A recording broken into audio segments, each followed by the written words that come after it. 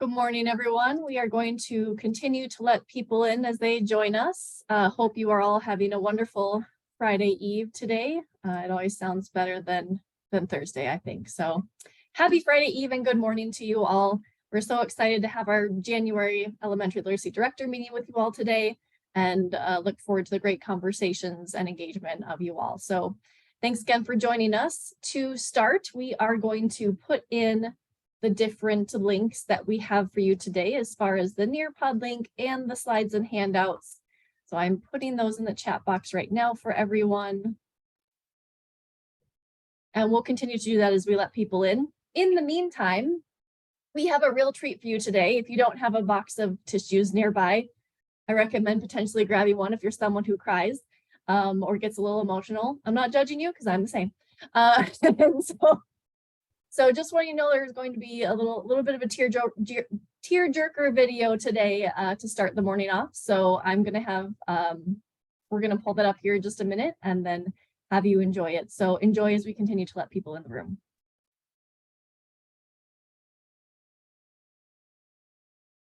Music can soothe the soul, bring a smile to your face, or even a tear to your eye.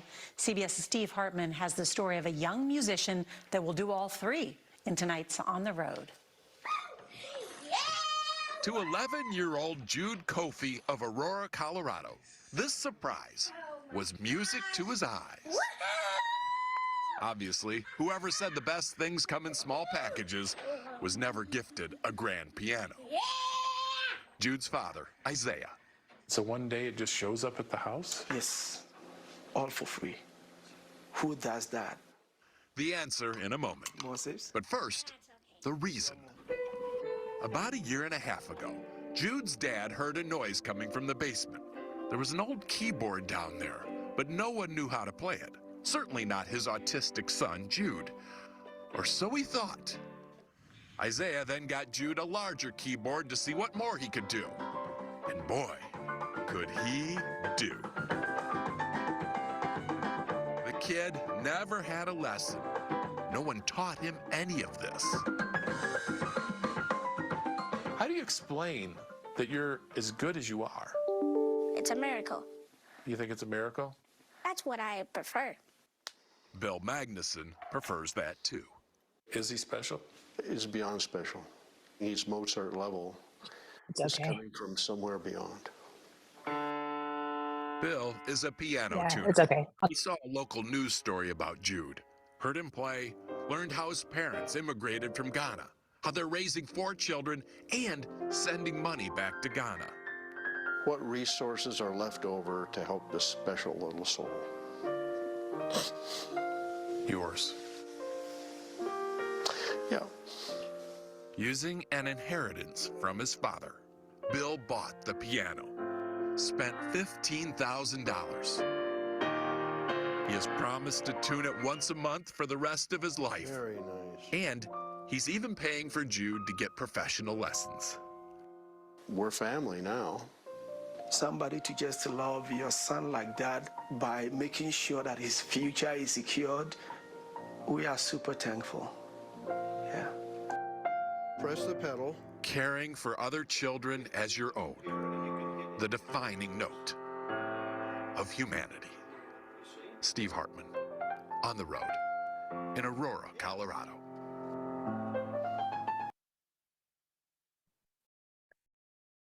Yes. Thanks, Sid, for that. Yes, I'm kind of not the only one.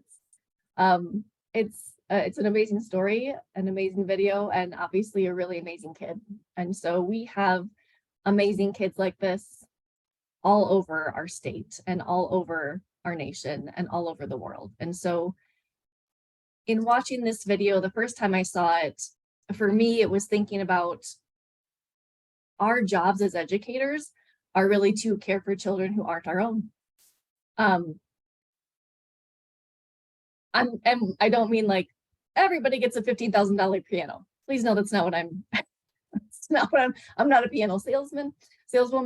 But I'm just saying that is definitely our role. And we, as educators, we recognize that each student is a gift, and that our role is to give them the tools that they need and meet them wherever they're at, whether they're here or here or here. to make sure that they can be as successful and grow and have that potential, and recognizing that not every kid is going to start in the same place, and that's okay. And so just wanted to share that little piece of humanity with you all today, because it just felt like a really great way to kick off the meeting. If you are interested in that video at all, for whatever reason, because I know sometimes when we share these, people want to see them later. I did put it in the chat box just now. Just if it's something that you're interested in, you're welcome to share at some point. With the majority of people having joined already, I am going to put the links to the Nearpod and the slides and handouts in the chat box again. So if you'll please join the Nearpod, that would be so great, so we can look forward to continuing our meeting in this space.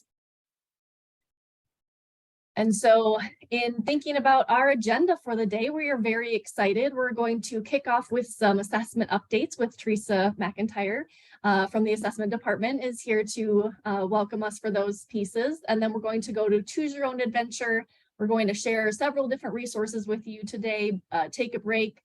Then we're going to spend a big chunk of time in the system of change, which is really talking about all the different components of SB 127 and how it meets the needs of the entire system. And so we'll move into that a little bit later today, take a break. Then we'll have some takeaways from walkthroughs. We and several other people at USB have had the privilege to be in a lot of schools this year, which has been so amazing and really good for our souls. And so we're excited to share sort of what we're seeing within those spaces, within the walkthroughs. And then we'll have a legislative preview, everyone's most exciting time during the legislative session. And then we will end the day with a really amazing presentation from the Washington County School District in sharing their full day kindergarten program, including their data, and their data has just been amazing. So we are super excited to end the day with that today. And so I am going to hand it off to Teresa.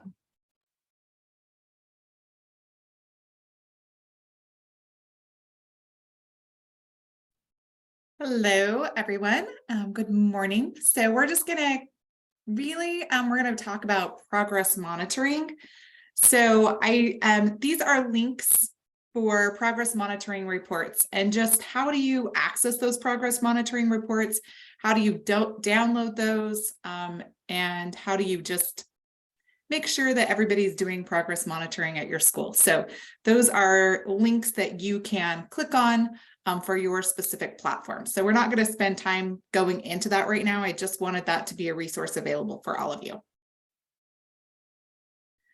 So making sure that you are checking those progress monitoring rates, right? This is within the M-Class system, and thinking about if this were your school and you had this progress monitoring rates for your teachers. There's 4 different schools that I want you to just think about. What would you do? How would you approach that? The next slide is going to be a question to answer. So just thinking, take a look at that data.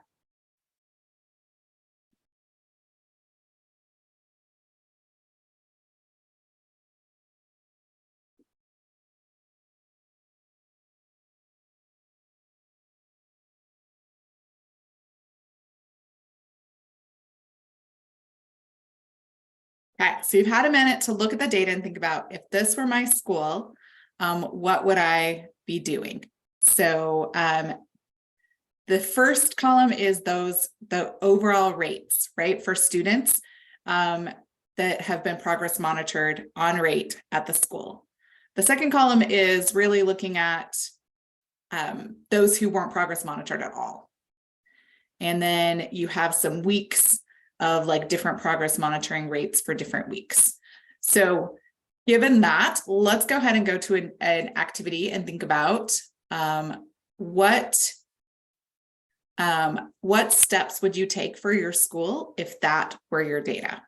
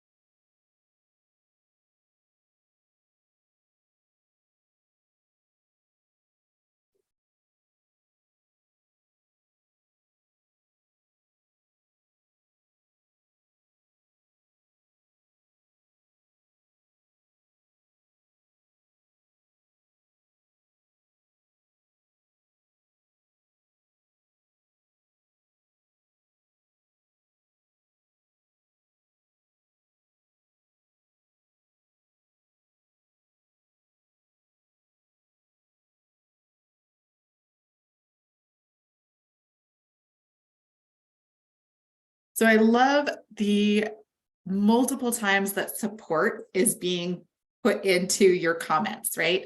That we need to be able to support teachers, right? Find out what the problem is and support them in completing this progress monitoring. One additional thing that I didn't really see as I was looking through the comments is helping teachers understand the importance of progress monitoring and the purpose. So often, you know, as teachers, there's so many things to get done in a day and so many things to fit in. And if you don't see the value and the importance of something, you're not going to ensure that it happens. And so really making sure that teachers know why they need to be progress monitoring, and then setting up time for that data to be looked at within the school and by the different teachers, so that that purpose makes sense and there's value in progress monitoring because you're looking at that data and using it to actually inform instruction, to make changes for students and to push them forward within their literacy skills. So thank you to those of you who commented. I just wanted to give a shout out to some schools that had 90% plus progress monitoring on rate in the months of October and November. So I looked at every school in the state, and these were the charter schools that had above 90% progress monitoring on rate. There were lots of other schools that were progress monitoring. They weren't just necessarily on that rate for below and well below benchmark students. So this is our charter schools.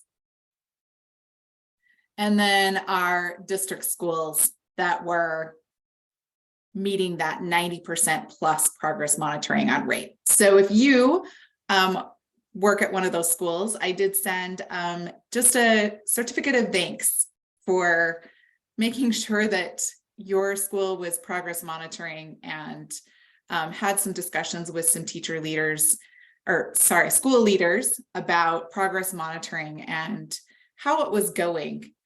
And I just wanted to share some of their feedback. So I had a number of schools that I reached out to who responded, and all of them had these 5 strategies as part of their progress monitoring routines and structures that in place within their school. So they did have a set schedule, right? They determined who was going to do that progress monitoring, and they had a set schedule. Teachers knew when it was getting done. And so it was in place, right? It became a routine. They did designate someone to ensure progress monitoring is being done, right? They monitored the progress monitoring. They were checking in with teachers and reaching out to individual teachers as needed, whether that was instructional aides doing it, reaching out to them, whether it was teachers just reaching out if progress monitoring wasn't happening, to find out why and to provide that support. They held team meetings where teachers discussed their progress monitoring data. This was either bi-weekly or monthly that these data meetings were held, and that progress monitoring data was looked at and discussed, and changes were made for students, and instruction was informed, right? And they would adjust those groups, they would adjust that instruction as needed based on that progress monitoring data. So they weren't just progress monitoring to progress monitor, they were really doing that to inform instruction and to make changes for students as needed. So these steps were what our 90% plus schools have implemented to make sure that progress monitoring is happening. And not just happening, but informing instruction, right? And helping students to make progress. Terry, you said just a quick question. I found that attendance is a big hurdle when it comes to progress monitoring. Did these schools discuss attendance at all, and how maybe they're helping ensure students are coming to school? They did not, because I didn't ask that specific question, but that would be a great question. I do know that a couple of the schools that I think attendance is an issue across the state. There are some obviously schools that are hit harder than others, but some of the schools that I reached out to are Title I schools, right? They do have school or just schools where that is an issue. Because they have that schedule, that's those students have to be caught. There's someone checking to make sure that if they didn't get progress monitoring on that day, that it's done on a different day. And so that might be that the school sets up that there's a paraprofessional that fills in on a different day to make sure that progress monitoring is happening, right? So if you have progress monitoring, and most of the schools progress monitor their well below students once a week, so that they're making sure that they catch them at least once within that 2-week time frame. And so that's one strategy. If you know you have students who are frequently not there, that you put them on a once a week schedule, so that hopefully they get done every 2 weeks, or you put them on the 2-week schedule, so hopefully they get done once in that 4-week and are at least meeting that expected rate. So yeah, great comment from Susan in the chat box, right? Like just designating someone to check for students who have been missed, and having somebody to have that job, because that is a big issue, is students being absent. Definitely recognize that. Yeah, It also absolutely. impacts just their progress because they're not always there for the interventions as well.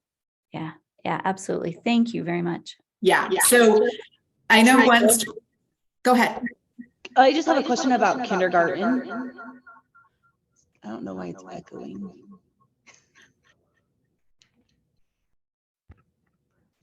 Hold on.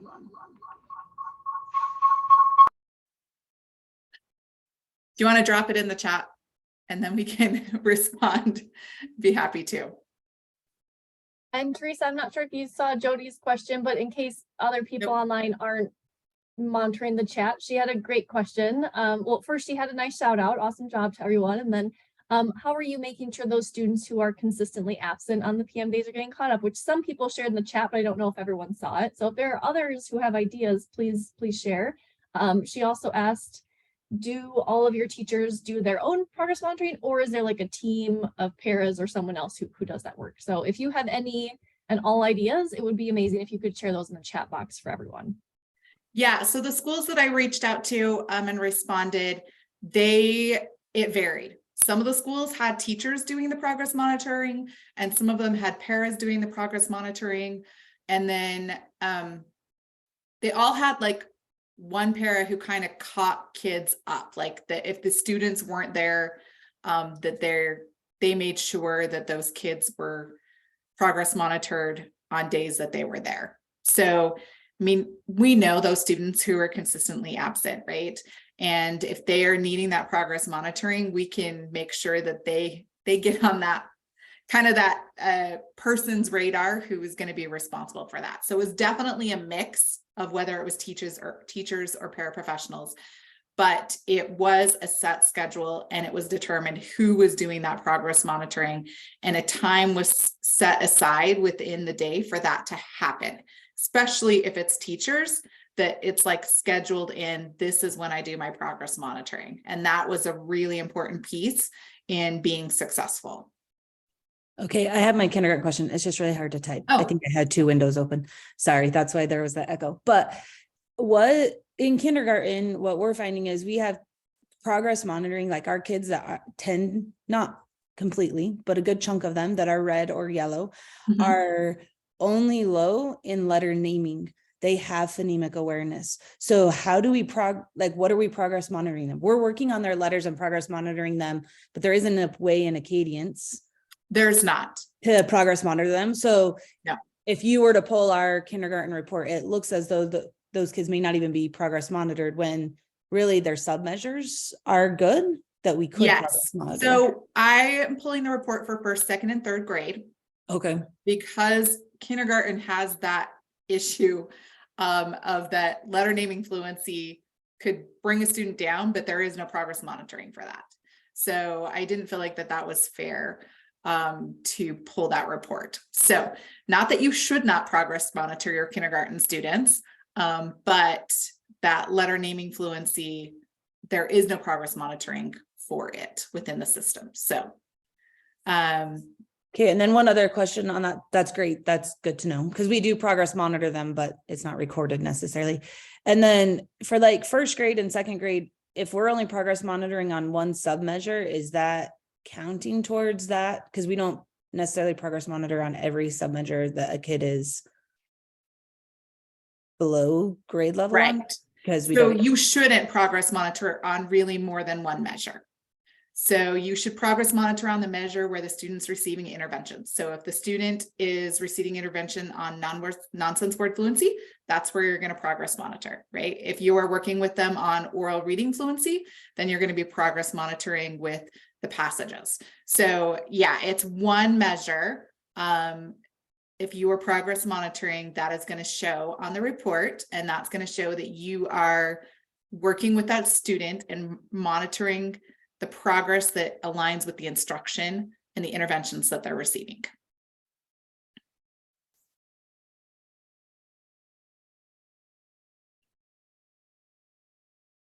So if you have a chance, take a look at the chat. So some schools are saying that they have paras do some, and then teachers also do some. So they just kind of divide up the workload, that they do a different measure every week.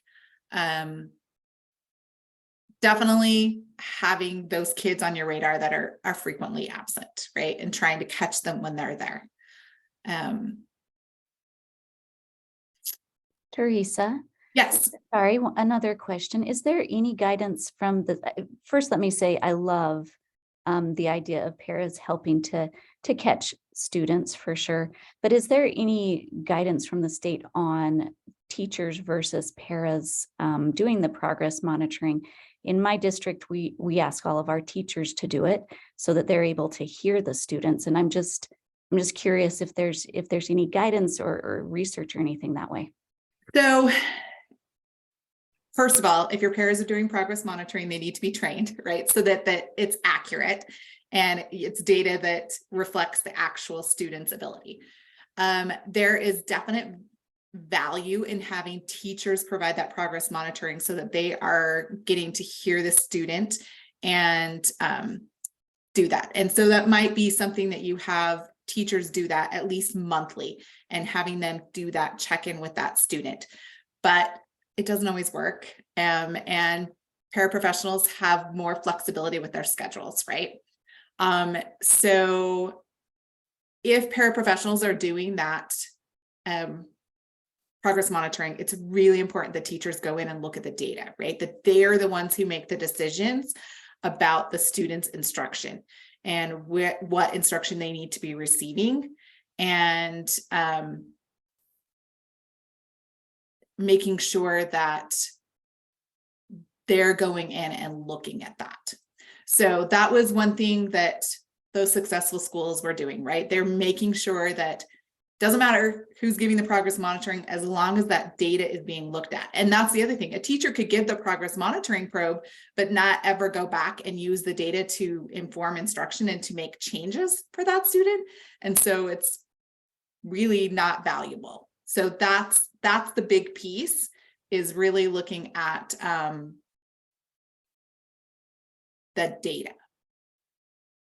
Absolutely. And we've been working hard to make sure that the teachers don't just see it as, a hoop they're jumping through, but are utilizing that. And okay, thank you so very much. Yes. So there was a question if they're getting off grade progress monitored. So Amplify, if you use the Amplify system, has told me that is the case. I did have an LEA reach out to me recently saying that that's not what they're seeing. And I've asked for specific examples of schools that know their progress monitoring off grade, but it's not appearing in that progress monitoring fidelity report. So if that's the case, I will definitely be reaching out to Amplify, because according to them, off-grade progress monitoring, as long as it's done within the system, should still appear within that fidelity report. So I am currently checking to make sure that that's really happening like they say it should be happening. And then okay, thanks, Susan. That's good to know, because I was like, well, MCAS says like that should, because I actually checked on that last fall. Great. Then maybe, it's really easy to think you're progress monitoring at those recommended rates, but kids get missed, and then or things happen and then it doesn't really happen. So that should reflect in there. And then ALO, any progress monitoring done within their system also is reflected within their student data, and ADM as well, if you put in the scores. Oh, it will not show on the progress monitoring graph. That is absolutely true. And I really recommend, if you are progress monitoring off grade level, that you create an aim line for the student on paper, and then chart the student's progress on paper, because within the MClass system, any off-grade progress monitoring will not appear within that specific progress monitoring graph to help you determine if your interventions are working and if the student's going to make the progress that's needed. So put it on paper, accelerate that aim line so that it doesn't go through the whole end of the year, right? If it's off-grade progress monitoring, we want to push them and accelerate them faster, and then plot your progress monitoring data on the graph in order to determine if students are making the progress that they need to, and if those interventions are working for them. And if anyone has any further questions about that, please feel free to send me an email and I can provide some intervention or information or have a discussion with you. I'm happy to do that.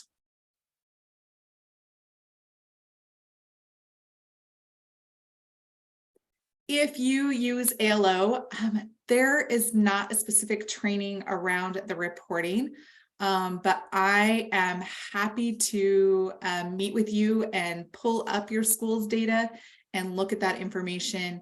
And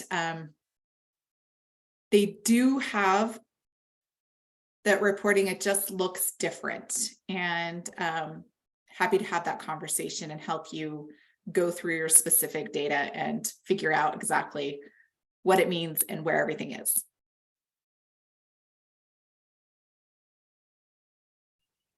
I believe my email address is on the, I have my contact information in 2 slides. So next slide, just thinking about successful implementation of progress monitoring, and people have been putting that in the chat, and any advice that you would give to LEAs that are struggling with implementation, that's also been going in the chat. So thank you very much.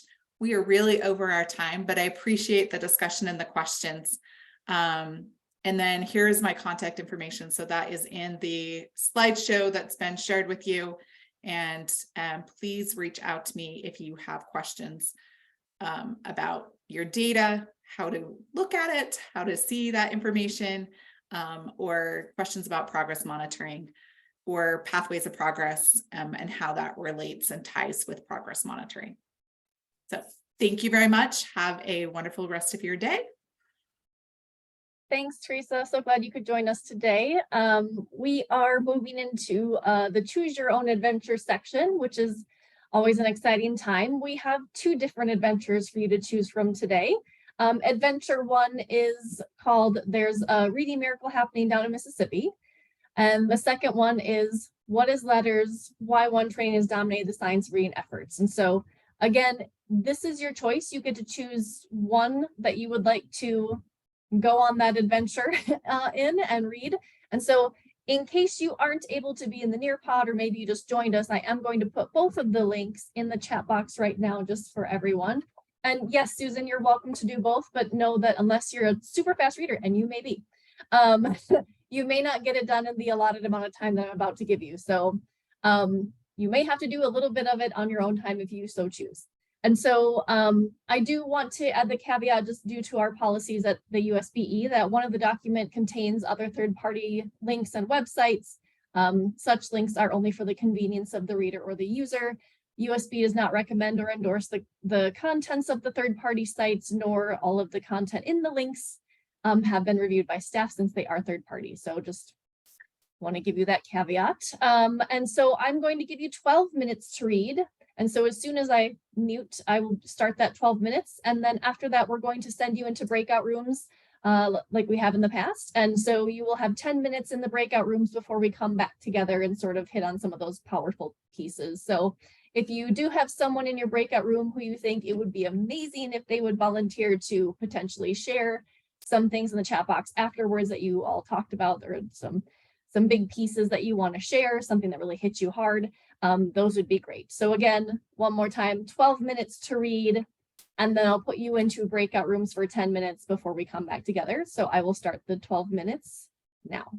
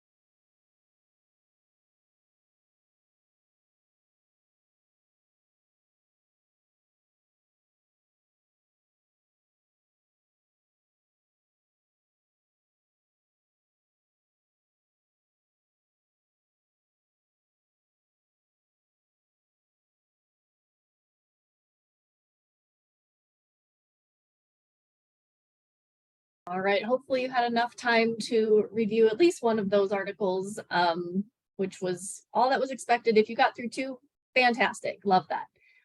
We are going to put you in breakout rooms now for 10 minutes. Great news, being in a breakout room is not scary. There's amazing people in it that want to talk about great things like literacy. And so please be ready for that. You will see it coming up on your screen here in just a moment as soon as I get those opened.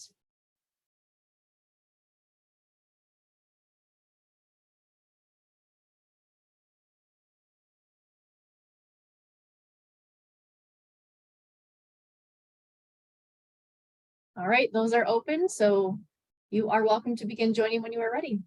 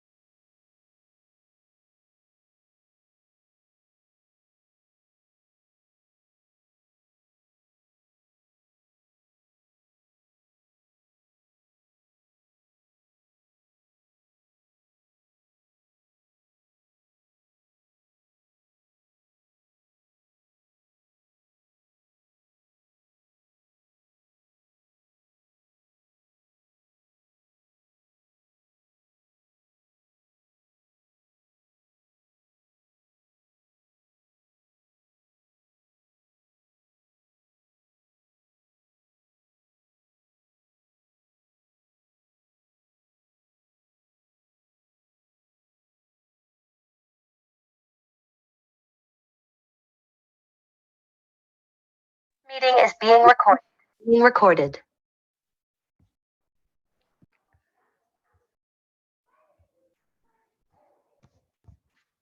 All right, we have about 30 seconds until the room's officially closed. So some of you joined us early. If you would willingly put any kind of big pieces that came out of your conversations in those breakout rooms, if you'll put that in the chat box so we can share with everyone, that would be amazing since you're here and early.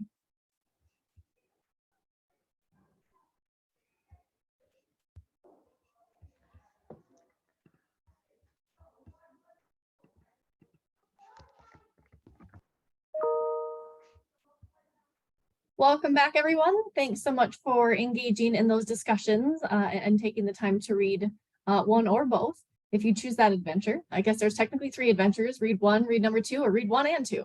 And so if you would lovingly in the chat box share some of your something that really stuck with you in those either discussions or in the articles, that would be amazing. So we can kind of review the chat box together and sort of see what everyone was discussing. That would be great.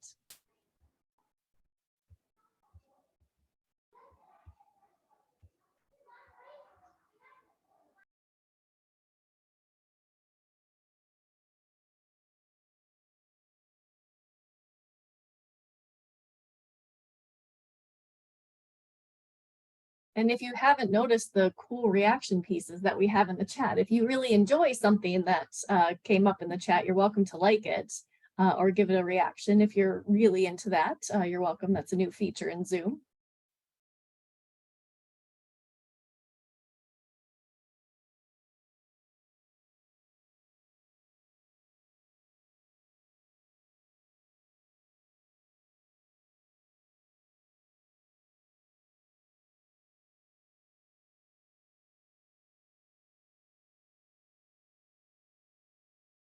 These are amazing pieces that you're sharing, and they, excuse me, they really lend itself to what we'll be discussing a little bit later today. So I'm so excited that you guys were hitting and talking about those same conversations of how we are all in this together as a state. It's not just me, it's not just my team, it's not just you, it is everyone. And so really thinking about everybody's different roles and how we can make this work together, that it can't just be letters, that there are a lot of different components in this piece, coaching being a very important one of those, and leadership. And so you guys took away some really exciting pieces from those articles. And so it's very exciting to know that you got a lot out of it, just like we did as well. So I am going to turn the time over as we are moving to the next piece, resources. So I'm going to let Krista take it away.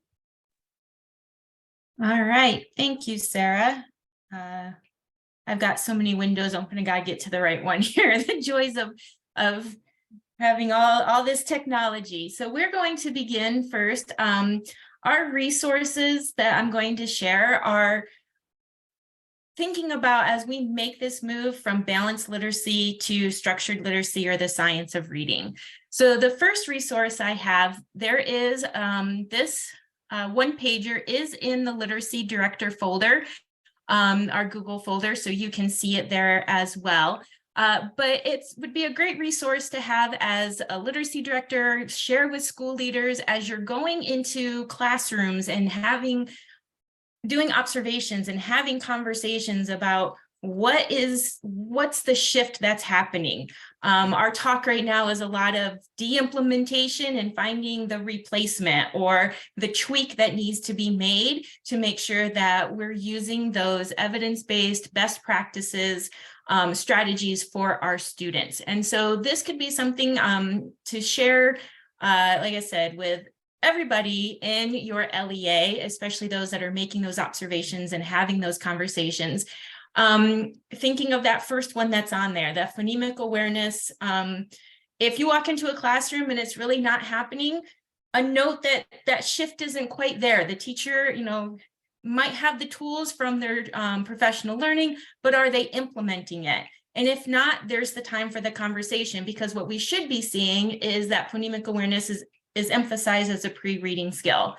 If you follow down, we see when they're reading words, if the teacher is not stopping to correct the student, and my big example that pops in my head is the word is horse when they're in the text, and they're of course using the picture, and so they say pony and nobody says anything because pony and horse, they're close. But we're not focusing on what the student should be reading in the text if we're doing that. So if we're seeing that, we're not seeing that shift happening. And so you'll see on the other side, when we're thinking of structured literacy, when a word is misread, you stop and you promptly correct and take the time to explicitly instruct the student on what are the phonemes, what are the graphemes, all of that, so that they can sit there and decode the word. And then that helps, we all know now about how our brain reads. And so that helps make all those connections. And so the next time they see the word, we won't hear pony, hopefully we will hear horse. And we'll get to that point where we are at the automaticity stage as well. So a great resources to have for that. So our next resource that I'm going to talk about is the Science of Reading Guidebook. And so what this is it is from the Reading League, and it is a guidebook that's going to define what the science of reading is and what it is not. It also provides some information about processes in the brain, how our brain gets to that point for reading words. There's information about the simple view of reading, Scarborough's reading rope, and even instructional practices. So it'd be a great resource for all stakeholders to have so that they can start having that understanding of the science of reading and then how it's transforming our reading instruction. So a great guidebook to have.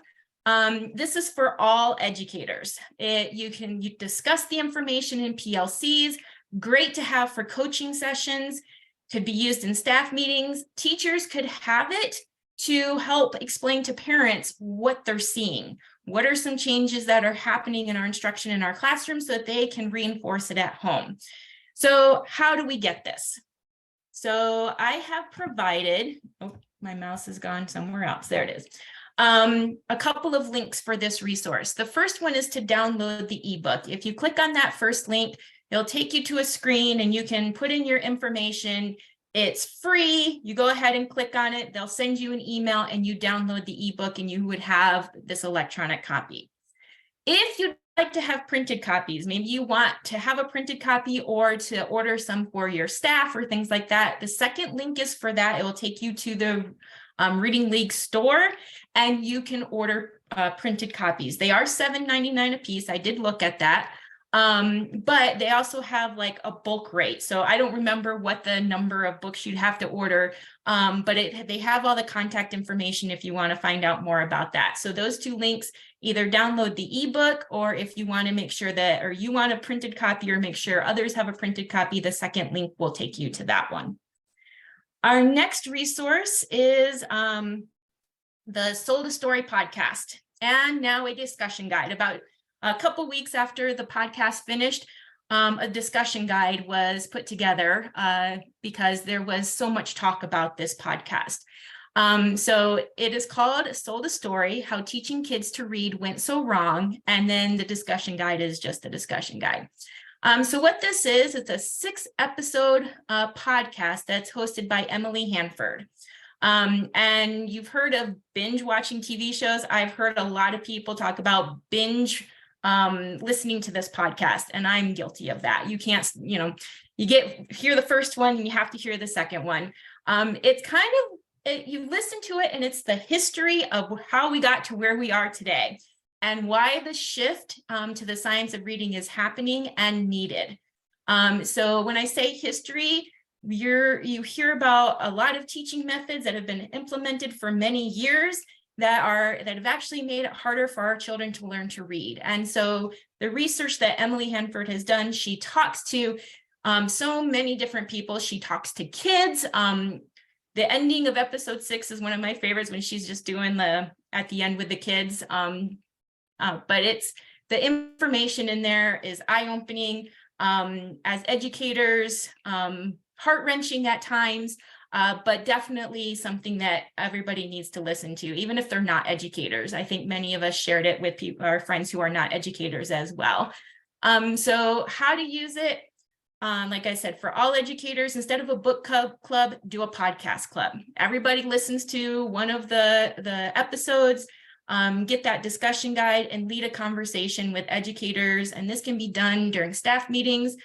Be sure to share the podcast with stakeholders. There's just so much in there. And I think I can say for a lot of us, like, you want to go back and listen to some pieces again. I'm guilty of that as well. So I provided on the next slide the information for this. So there is the link to the podcast right off the APM reports. You can access the podcast off of other podcast portals, but that will take you right to there and you can see all the 6 episodes. And then also the link to the discussion guide. Once you click on that link, you can download it as a PDF.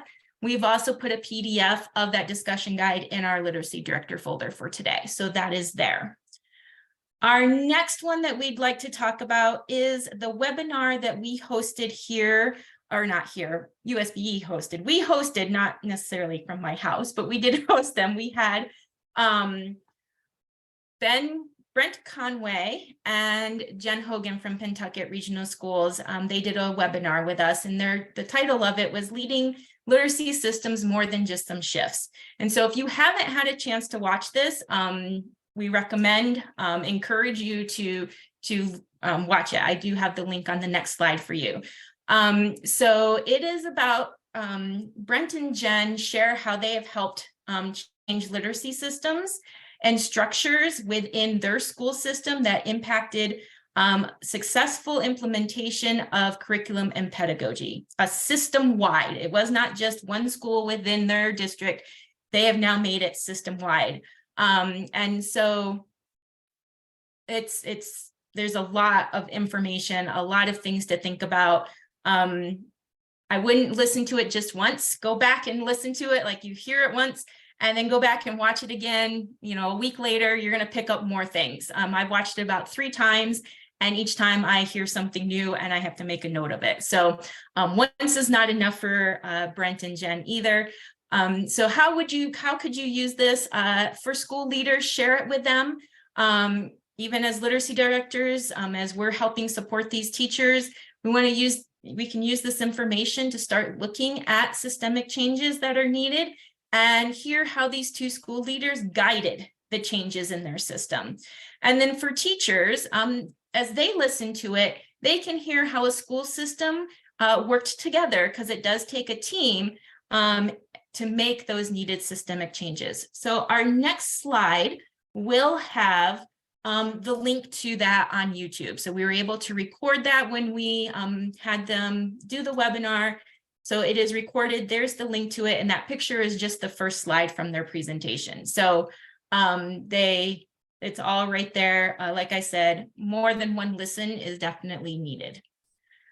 The next resource I have is the fact sheet from Excel and Ed Policy Toolkit 2022. So the title of this one is Why the 3 Queuing System Model Doesn't Teach Children to Read.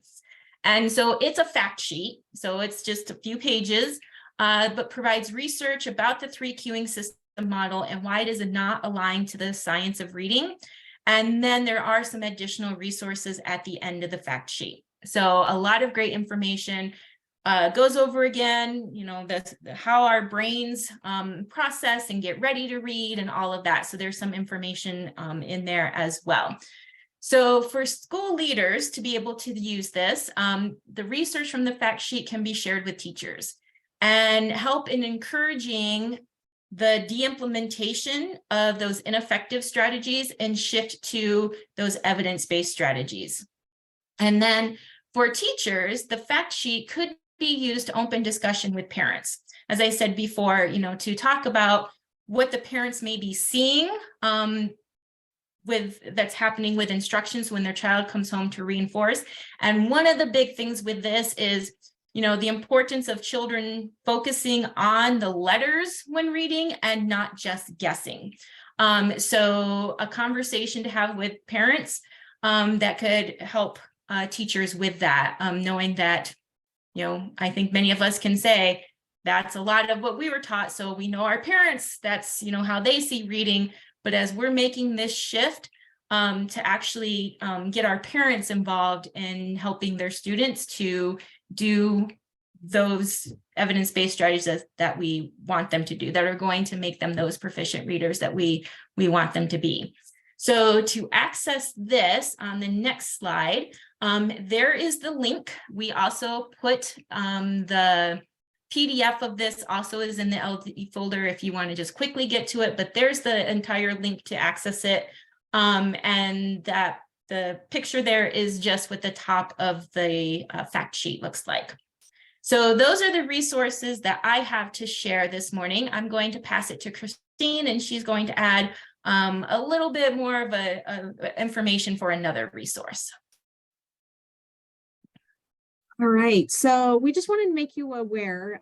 I guess the Science of Reading panel was meeting, and they made us aware that What Works Clearinghouse has changed, and they revised their study review protocols and alignment.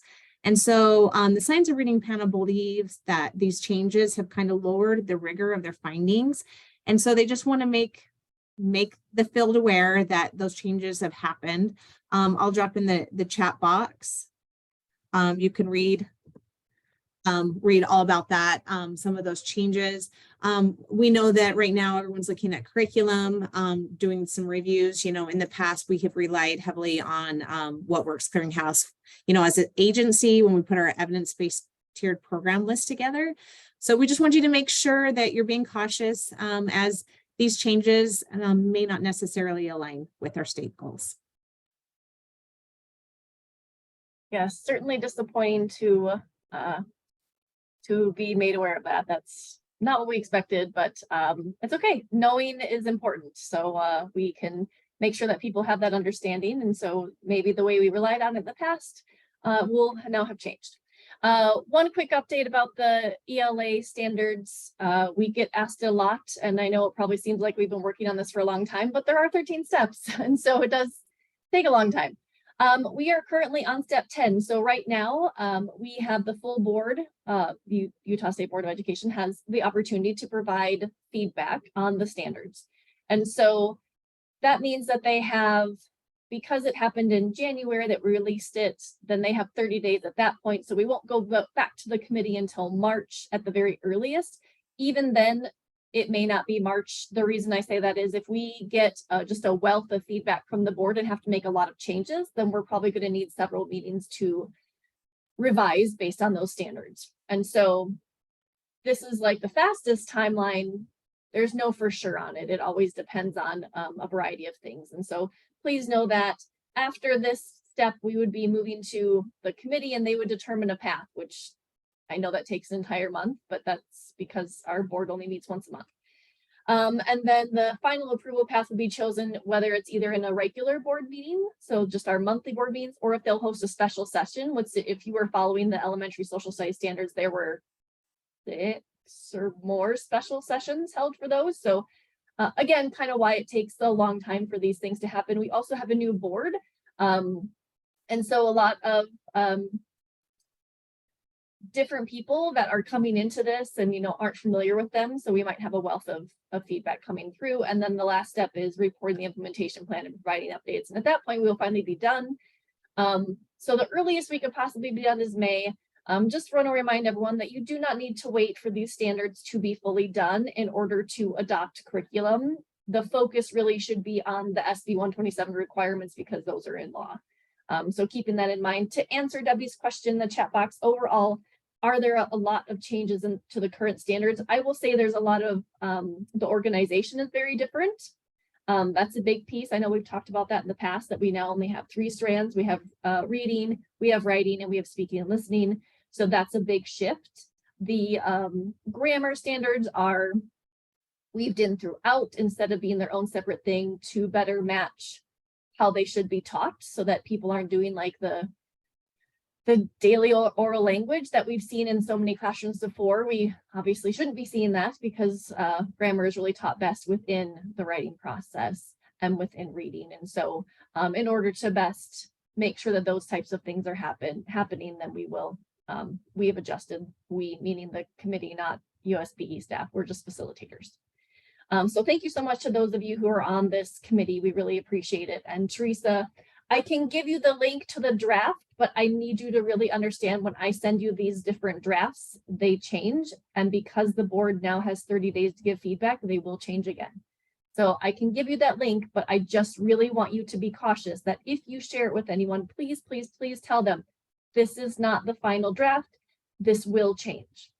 So putting that in there, I'll drop it in the chat box here in a moment when I pull it up. And until then, we are going to take a quick break.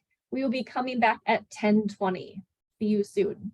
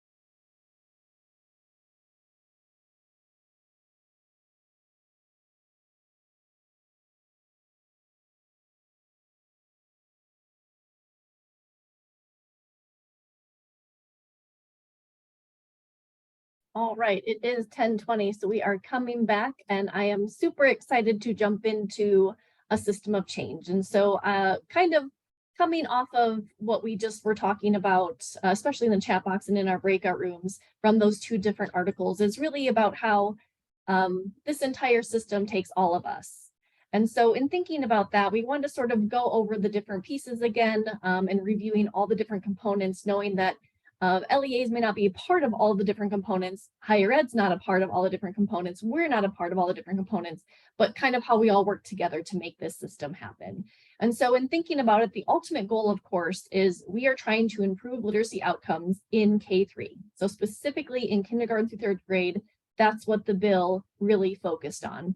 But like someone said in the chat box earlier, actually, I think a couple of you said it, it's more than just letters. So this specific system of change is a comprehensive set of implications. So there are changes in instruction, curriculum, assessment, as Teresa shared with us this morning, professional learning, coaching, changes for school and LEA leaders such as yourselves. There are changes in higher ed, changes in teacher prep, USBE. There's a lot of changes at USBE. We've added on family engagement, books to students. There's a repository that's going to be created. And so all of those different pieces within the system are sort of working together to make this change happen all at the same time within the next 5 years. And so knowing that change really does take 3 to 5 years in general, according to implementation science, we do want to be mindful of that. It's also why the bill provided that time. So in thinking about that, implementation is really key. And so what we mean by that is trust but verify what is happening. So, for example, trust that, yes, your educators are going through letters as one example, but verify. You have a dashboard to do that. Inspecting what you expect. Are you seeing coaches helping teachers to change classroom instruction? Are you seeing that happen when you go through your walkthroughs if you're in a principal role? And so thinking about all those different expectations and what needs to be put in place in every step and every role of leadership to make that happen. And so in November, our November meeting, Julie Clark talked about each different level and sort of how to ensure those changes are happening. And so kind of wanting to bring it back to that. And then one other piece I wanted to add on is something I learned this week in an SEA meeting, which is a meeting amongst other state people across the country who have similar roles to us. Is they were sharing that some of their schools are so far down the road in the science of reading that they are no longer taking fieldwork students or student teachers from the universities that have refused to make changes because they don't want balanced literacy coming back. They don't want writers workshop and readers workshop coming back into their classrooms. And so they basically have said, thank you, but no, thank you. We are on a different system than you. And so until you can sort of push out candidates that understand and know how to teach with the science of reading and structured literacy, we don't want them in our schools. So that was kind of a big shift in another state that they were doing, that were sort of empowering the schools to say, we have made big steps in these places of change and you're not helping us. We need you to get on board, which of course for higher ed is quite the carrot to dangle in front of them and say, yes, we really do need to change or we have nowhere to put our students. And so just wanted to share that story. I thought that was pretty amazing that they were willing to do that. So because of that, we're going to go back to the implication sheet. We have shared this with you multiple times. Sorry for not knowing the exact amount, but you do have access, excuse me, access to this. It talks about the different implications throughout. You'll notice at the very top, it talks about the intent. And so the intent, of course, for us at the state is to achieve third grade or achieve 70% of third grade students reading on grade level by July 1 of 2027. So that's several years from now, but that is the goal. Right now we're at 46%. And of course, just to add to that, this is being measured by Lexiles. So we look at the Lexiles across our state, we're at 46, we're trying to get to 70. So again, this is a state goal. You already have your local goals. You already have your growth goals. Those are your goals. This is our goal. So we're trying to make that change happen. And of course, all of you are a big part of that change and helping us. So in thinking about it, the very first one in the instructional implications is really about assessment. So Teresa lovingly shared a little bit about progress monitoring today. There's also that diagnostic piece. Both of those align with kindergarten through 3rd grade, that if you have a student who is scoring below or well below benchmark on a cadence reading, either at beginning or middle of the year, that then you need to provide progress monitoring and a diagnostic assessment to ensure that those you know exactly what skills are missing and how to impact and make those changes so that this child no longer has those deficits and can continue on with reading. The second piece is, again, that progress monitoring with the guidance of how often that should be done based on the student. The third piece, of course, you're all very familiar with because it's around that evidence-informed piece around making sure that you're using curriculum that meets those guidelines. As you all know, we have already shared out the checklist. We have shared out the implications for intervention and instructional materials. We have also shared out the draft list. We are again reviewing in the spring from what we hear from Terry, because she runs the RIMS program. And the only way we can review vendors is if they submit in that way. And so following that code and those guidelines, because that code is not part of SB 127, but we have to follow all of the codes and rules at USBE. It sounds like we have quite a few that we will be reviewing. It sounds like you all did your work and connected with them and said, hey, need you to submit to save you all time. And so the committee will be reviewing those this spring. It sounds like the timeline for reviewing will be March and April because of the amount of titles that are going to be submitted. So keeping that in mind. And then I'm going to answer a couple questions really quick before we move on to the professional learning implications.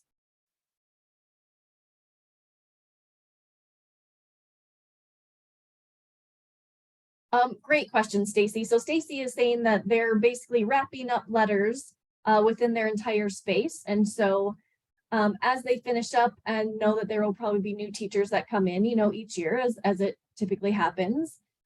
Is there any consideration for connecting letters completion to Teachers Cactus? And is there a consideration in housing the database for letters completion? So great question, Stacy. I have specifically requested, I had a meeting and then requested that with the licensing team around, can we somehow say like letters passed, letters certified, something like that, kind of like you might notice some in some spaces they have like first aid certified. It sounds like currently the way Cactus is set up, that's not possible, but as you all know, USIMS is sort of about to come on board. And once those shifts are made, that is something that they're looking to add into the system. So know that we don't have a for sure on that, but they are aware that it is something that we would desire to be in that new system. So it's a potential. And then Melanie added, she said she knows that Lexia can be used for interventions. What about Imagine Learning and ELL students that are also in the red or yellow on the cadence? So that's a great question, Melanie. So two things here, and I don't know if Amber Wright is on, and if you are Amber, feel free to unmute, because this is really her space. So as far as the current guidelines for SB 127, you are welcome to use Imagine Learning with students who are not scoring below or well below benchmark. So everyone else, they are welcome to use it. If they are scoring below or well below, they are not to use it. And the reason for that is because the outcomes of Imagine Learning are not strong enough to make change. If you are using Imagine Learning for your multilingual learners, that is a little bit different because that comes from a different code and a different grant and a different department. And so know that if you have questions around that, again, any of these software questions, please reach out. I'm going to put her email in the chat box. Reach out to Amber Wright. She runs the software programs and can answer all of your questions around that space. And I'll pause for just a second in case Amber is on. I'm going to go with the no. Okay. So moving on, thank you so much for putting those questions in the chat box. It's so helpful to professional learning implications. So the first one is a statewide professional learning support for early literacy and literacy coaches, including knowledge and skill development that talks about family engagement, coaching, job embedded pieces, and adult learning. So that's really, we are providing support to coaches and professional learning to coaches to make sure that they're getting their needs met because they are only while they're only one component of this entire system change, they are a very important component. In addition to that, the second one is about providing professional learning regional consultants who will support LEAs in basically creating really great professional learning that meets all of the professional learning standards within our state, as well as really focusing on early learning. That is just starting now. The RFP closed. Katie Hill is running that specific section of the bill, because I think we've told you guys before there are about 28 different projects that come out of this bill for USBE. And so obviously the four of us can't run all of them. That's just not possible. So we've had to ask for help in a lot of different places so we can run all of these different components. And so she is going to be running that. So know that you'll probably start hearing communication about that soon.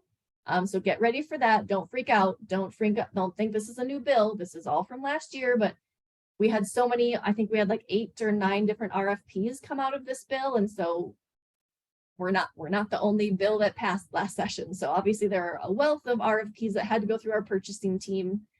And so it is slow, and they sort of just got on the list, and eventually your RFP will get to start. So that's where we're at with that one. And like I said, they're regional consultants. I believe there will be about 10 to help throughout the state. And so they'll be regional and taking sort of blank number of LEAs in this region of the state. And then the next consultant will help this group of LEAs in this region of the state, that type of information. So know that communication will be coming out. They are a support because we want to help in this space. Often we're still seeing a lot of one and dones, which don't meet our professional learning standards in this space. And so we really want to help everyone in having some guidance around how to provide really excellent professional learning that includes coaching and job embedded instruction. In addition to that, the next one, it requires USB to provide optional statewide professional learning to support collective efficacy. And so that's another piece coming out. Notice it says optional. It is not required, but it is something that we obviously know really moves the needle and has a super high effect size. So that's why it was a component of the bill. And so thinking about that again, that's going to be something that is provided to the different professional learning communities and school leadership teams over 5 years. And then the last one on this part is requires USB to develop and promote a website with resources for teachers and support, including families. And so it's something that we have, that RFP is closed. We haven't scored or done any of that yet, so that's going to be working, but there will be a site likely housed on UEN. We're still working all of that out. And so it will have a wealth of resources for all of you, for school leaders, for teachers, coaches, all of those different pieces, as well as for teachers to use when they're talking with families about how to support early literacy. In addition to that, if we scroll down a little bit more, we have, it requires USB to contract with one or more organizations and expertise in coordinating community resources. And so that's really about providing training and coaching in that parent engagement section.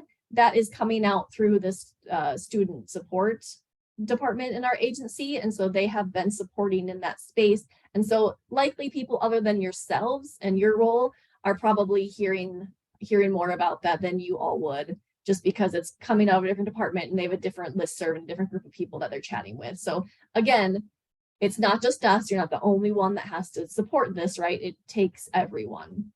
The next one, of course, you're all familiar with. It's letters. I'm not going to go into that. I think you're all very familiar with it.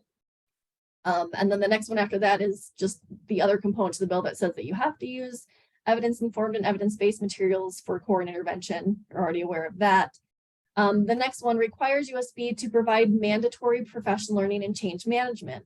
So we've talked about this at a few different meetings. And so please know that when you are thinking through that,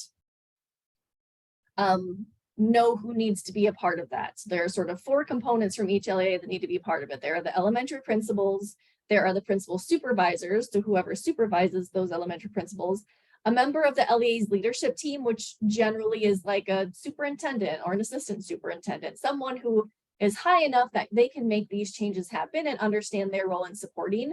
And then in addition to that, it would be all of you. So it's referred to as the LEA's literacy specialist, which would be a literacy director, all of you. each LEA calls your role something different, but it is your role. Susan asked, when is the last cohort of state letters? Susan, when you say state letters, because we have sort of letters running in two different components, sometimes we refer to it as Norma's letters and Julie's letters. So if it is Julie's letters that everyone started this year, that group has until the specific date in order to finish, while the state, which I think is the one you're referring to, that is a question for Norma. I know she sent out several emails to whoever your letters contact is at your LEA to say this will be the last unit for, or the last offering for unit 6. This is the last offering for 7, last offering for 8. I don't have that readily available to me right now, but Norma, and we can put her, maybe someone else from the team can put Norma's email in the chat box really quick, but she can get you that information. And then Missy, thanks for adding that in. Julie, do you want to respond to Susan's question really quick?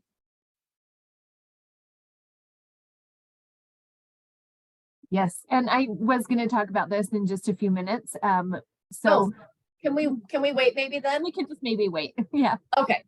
All right. Susan, are you okay with that? Okay. Yes, I do know unit 5, the last one being offered is in February. So I do know that.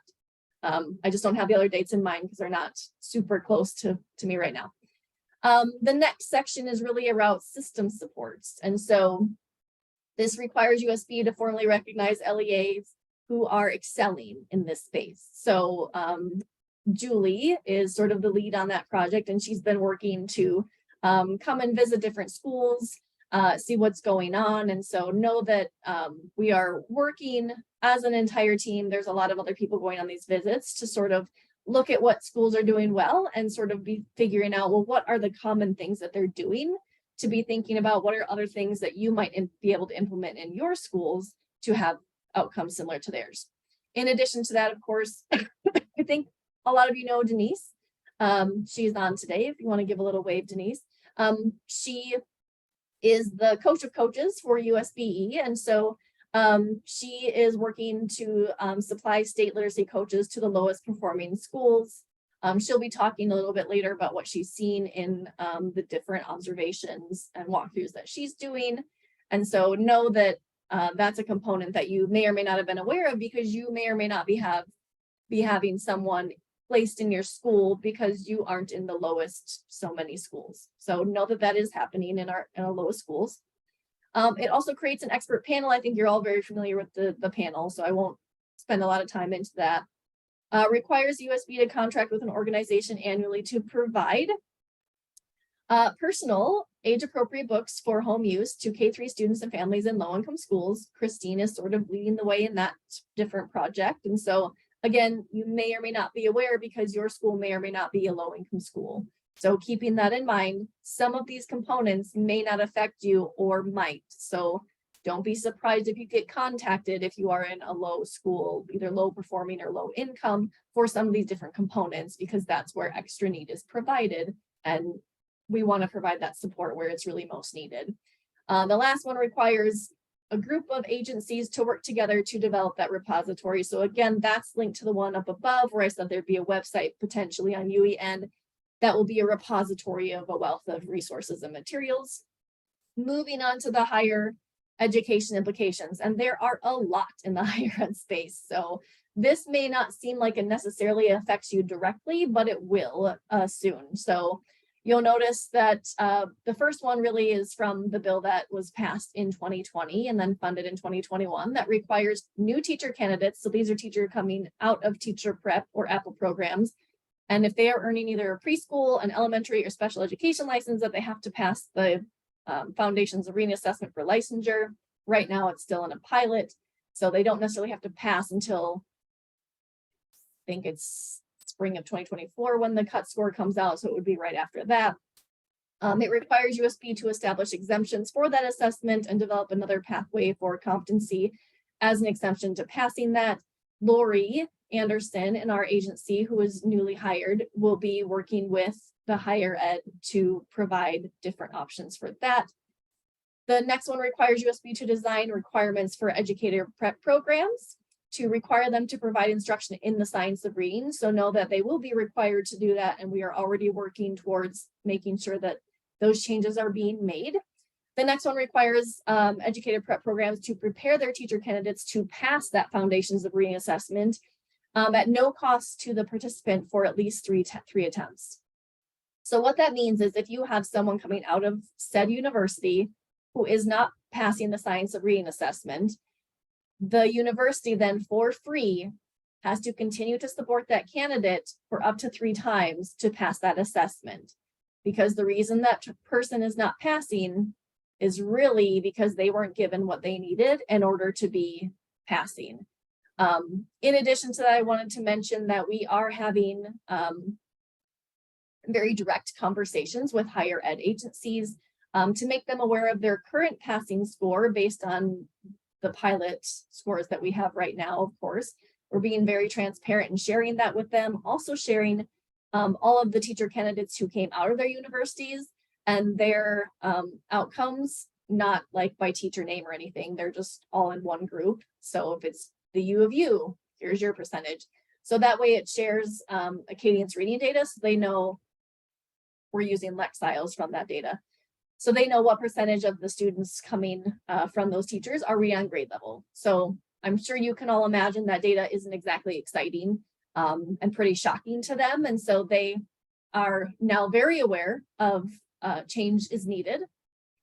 And in all the spaces, there's no one university that's nailing it right now, but they are all going to work together to make those changes. So no changes are coming within that space. In addition to that, part of this is it affords a 75% 25 split for the state institutions of higher ed with a teacher prep program to assist in hiring a faculty member who actually has training in the science of reading. So that's a new component. So we're sort of trying to help them to be better in that space.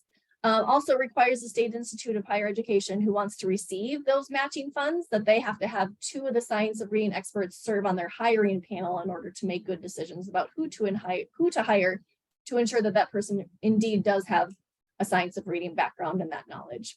It also requires USB to monitor accreditation of these programs and the science of reading preparation to develop a system of support if they have low passing rates for 2 consecutive years for the Foundations of Reading assessment. So basically, if they don't make gains fast enough, then they are put on a support system to make gains faster to make sure that changes are happening.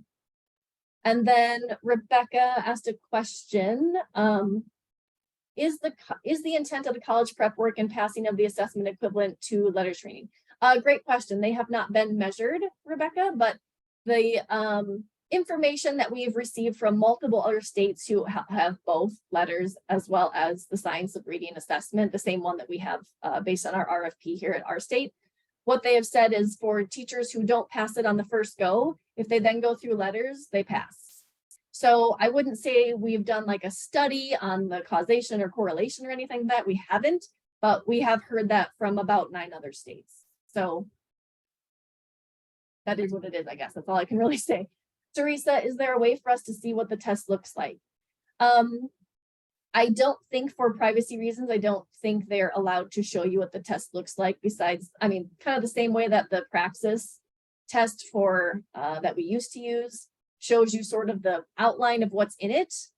You can go online and see that, but you can't actually see the assessment, no. And so I'm going to ask someone on my team to put Lori's email in the chat box so that if you have more questions, you can contact Lori. In addition to that, it requires USB to provide grants to educator prep programs so that we can then pay for teacher candidates to take the Foundations of Reading tests for free the first time. So we pay that, I think it's $150. We pay that for them to take it the first time so they're not having to pay it. And that's basically the gist of that specific document. So moving on to the next document, you'll notice, and this one's a little bit trickier, I think, to see because it's 5 years. So you might have to pull it up on your own. But this is really the timeline. So like we've talked about, this whole system change is going to take 5 years. Some of those things need to happen up front. Some of them need to happen in the middle. Some of them need to happen at the end, and some of them need to happen the entire 5 years. This specific document shows you that timeline of the different components, and you'll notice there are a lot of rows. There are 32 because there are, like I said, a lot of different projects. You may all not know all the different components because they may not directly affect you, but know that they do overall because it is a system change. So I'm just going to give you a moment in your Nearpod to review that so that you can just take a little bit of time and sort of familiarize yourself with the specific timeline of the different components that we just spent time talking about.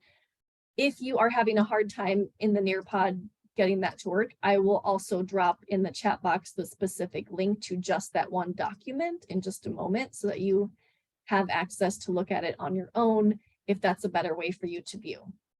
So I'll just give you about 1 minute to review.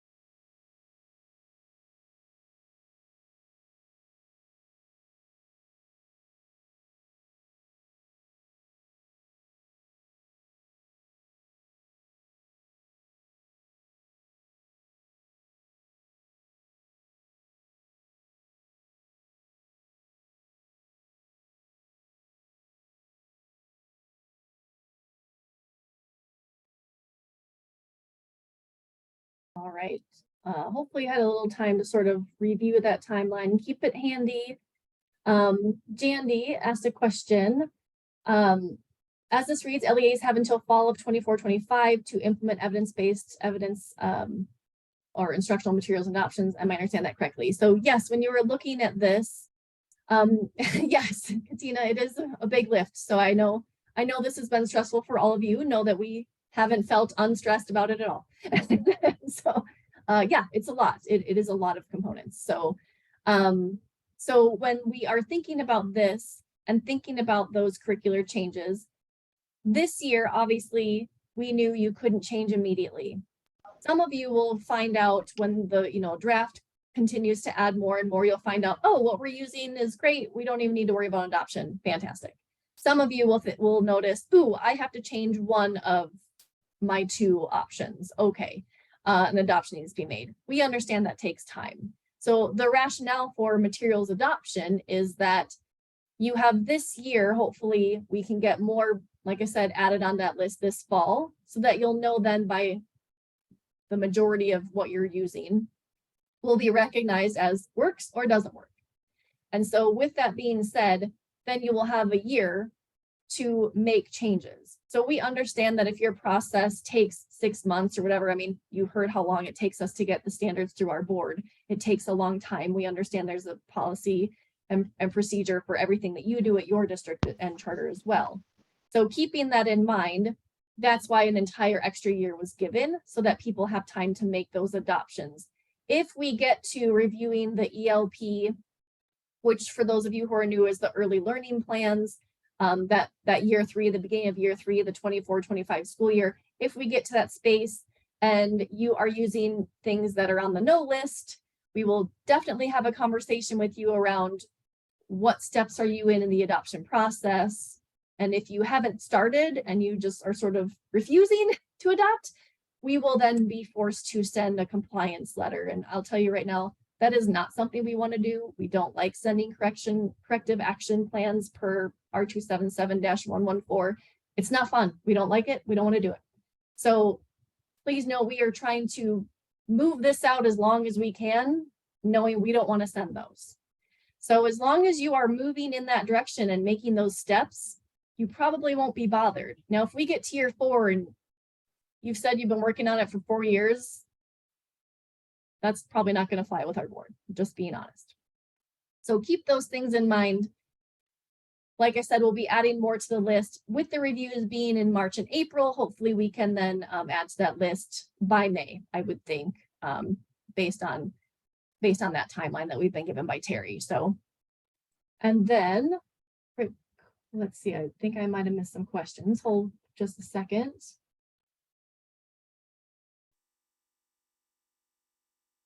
Oh, Robin, I think I just answered that. And if not, let me know. And then what year does the growth goal increase? Anna, we actually haven't talked about increasing the growth goal at this time. So we will let you know if a change is going to happen. Right now, no change has been planned. And then Pamela, we haven't reviewed anything since the fall because we have to wait for it to close before we're allowed to see the list because it comes from a commission that is outside of USPE. So we don't know if Wit and Wisdom has actually submitted or not. Okay, looking at the next piece then, I'm not going to go into these, but these are resources that we've created so far. We have a September and a January quarterly brief. You've gotten these in your emails. And within those quarterly briefs, they include the different links to the different resources of all of these different components that we've already started. So like the document that includes the diagnostic assessment and progress monitoring guidance and guidelines and FAQs, that was linked in the September one because it was done quickly. You'll also notice in the January quarterly brief that the September one is linked in that one in case you missed it. And so we are trying to provide all of those out whenever they come in one form so that you can keep reviewing all the different components of this large system change. Any additional questions about the entire shift, all of these changes? One more thing I want to add as you're adding your questions in the chat box is RIMS is not up to date. So let me explain RIMS, which is the recommended instructional materials. I don't remember what the S is for. We're going to go with system. That sounds great. But it is something that Terry runs in our office. And so when I say it's not up to date, when a specific vendor or program gets reviewed, it then has a 5-year contract to stay in RIMS. Obviously, SB 127 has only been out for a year.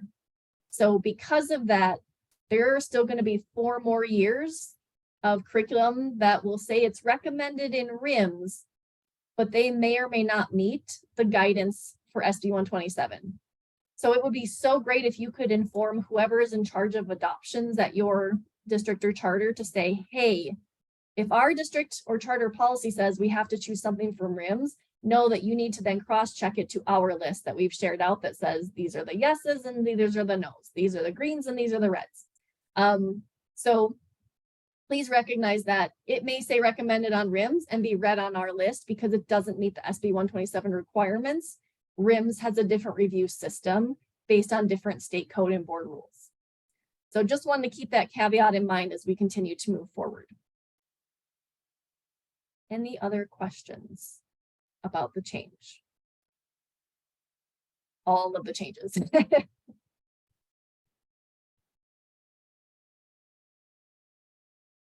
Okay, we're going to move forward to implementation, and I'm going to hand the baton off.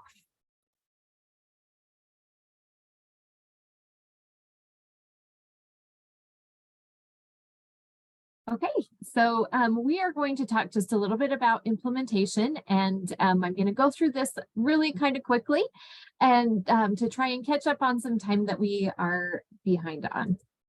So there is a podcast, part of the Science of Reading podcast that is done by Amplify in season 6, episode 3 with Dr. Doug Reeves. He talked about implementation, and he talked about there being 4 levels of implementation, where the first level is to deliver the product and get the teachers trained, which is what we're seeing a lot of right now. We're doing a lot of letters training. We're giving them the product. We're getting them trained. And then the next step is getting the teachers to use it into the classroom. And so that's the implementation that we're talking about. We're talking about moving that into practice in the classroom and inspecting that it is taking place. And I know that, you know, we have a large group of LEAs that have teachers that are wrapping up with all of their letters, professional learning this year, where they're working on completing units 7 and 8 this spring. And so that next step is really starting to roll out and take place. And then we have some others that are just starting their journey and some that will be beginning their journey into the letters training. So across the state, we're in different levels of this, but the key thing is taking that from just getting the teachers trained and delivering the materials to them, and then putting it into practice, that next step. But this doesn't just apply to our letters training. This also can apply to your curriculum training as well. So as you're looking at making those shifts and changes in curriculum, it is important to not just have those vendors come out and do the training for the one time for the teachers that are in the place that year. It needs to be an ongoing training, because every year you bring new teachers in. And in some of my visits that I've done with some of those high-performing schools that Sarah said, that was one thing that these LEAs are doing. Every year, they bring the vendor back and make sure that everybody is on the same page with their curriculum that they are delivering, and they know the materials. And then the next step in the next level is that students and the teachers are both participating in the implementation. So the students are learning, and they are participating in that. And then the last step is that evidence that it is linked to gains, where somebody is actually tracking the data and they are monitoring the cause and the effect. So a lot of times, Dr. Reeves explained that a lot of times we get stuck in level 1. It's like, here's the materials, here's the training, and we are done. Well, we can't continue to do that. And then another great idea comes along and it's like, oh, here's the materials, here's the training, and we're done. And then we add another implementation. And it's not useful if we are not taking it into those next steps. And he said, in studying the data, they don't see a lot of change in data and student outcomes from level 1 to level 2. They don't see a lot of change in data from level 2 to level 3. Where the impact takes place is moving all of those levels into step 4, where you are looking at that data, you are tracking the data, you are making sure that it is making an impact. And and he talked about distinguishing between having an initiative and having it become culture. Where an initiative is, we are starting it, we're getting underway, we're in steps 1, 2, and 3. Where it becomes part of your culture, it is something that you do. And teachers, when they come to your schools or to your LEA, they understand that this is part of the culture. This is the understanding of what is taking place in here. That is when the impact starts to take place and when it happens. So we go back to a lot of the comments that you said before, that this, when we were talking about the letters and the implementation of that, the coaching is so critical. The principal's role is so critical. All of these different pieces that we are talking about are very critical to making this implementation take place. And we talked last in November in our last meeting about those different roles and the things that those people in those roles need to be doing to be making an impact to help with implementation. And then he also talks about de-implementing. And de-implementing is where we take and we abandon the low-level practices that we're doing. So we want to get rid of those things that aren't making an impact. And there are 2 ways to do this. There's an informal way where there isn't any team needed and a teacher can just take those immediate action to de-implement things. And then there's the formal reduction of things where it's going to take a team collaboration to make changes, and it takes place over time. So some things that they talked about that you can immediately de-implement is, and looking at different things that you can start to abandon and get rid of, are looking at your emails, like setting a designated time, helping your teachers to set a designated time where they're not constantly checking emails or checking things on the computer, and set up a specific time. Help teachers to build that structure in place. Looking at meetings, not to have meetings just to have meetings. Have a purpose behind them. Reduce the amount that you're having and make sure that there's a purpose behind them. And then email out those nuts and bolts type things that don't need to have a meeting for, just to have a meeting. And then looking at assessments, looking at the different ways that we can give purposeful assessments and to drive instruction and instructional changes. I noticed there was a comment in the chat box when Teresa was talking about the progress monitoring, where somebody was saying that their teachers are just progress monitoring every single skill, and it's not needed. We need to really drive home. And I know that you said you were working on it, and I think it's just keep reiterating and sharing out the importance of using, assessing to drive the instruction. If you're assessing on something that's not going to help make a change in that student's instruction and improvement, then there's no reason to be assessing on it. And then another one is time spent after school. How are our teachers spending that time? Are they making purposeful decisions about what they're doing in their classroom when they don't have their students? And then walkthroughs. Again, this kind of goes back to the meetings. The same thing is the same aspect of meetings. We want our principals out there in the classrooms doing walkthroughs, but we want them doing them with a purpose, not just walking through to have a walkthrough. Set a purpose, have an open communication with their teachers in their buildings so that they know why the principals are walking through, what they're specifically looking for, provide feedback, and then have follow-up. So making sure that those walkthroughs are purposeful. And some things that we can work on replacing, traditional grading systems, maybe look at achievement type and personalizing those assessments and those grades to tailoring to the student's needs. And then those traditional meetings where we just sit and hammer out the nuts and bolts type things, changing those meetings, getting rid of those, and then using the meetings to have purpose. And then again, the time in the office or the classroom after school, making it purposeful. Doug Reeves in his podcast also referenced his book that he has written. It is called the Building to Impact, the 5D Implementation Playbook for Educators. And in this book, he talks about the 5 Ds being discover, design, deliver, double back, and double up. So in discovery, that is where you are working to identify goals that are worth pursuing above all other goals, and not setting too many goals, but setting very specific, detailed goals where everybody has an agreement that this is what we need to be working towards, and making sure it is very specific. If it's too broad, it's not going to have an impact. And then the design, systematically examining the different options between the design space, selecting and designing high probability intervention, and then stress test. He talks about stress testing it before a launch, and then developing and monitoring your evaluation plan.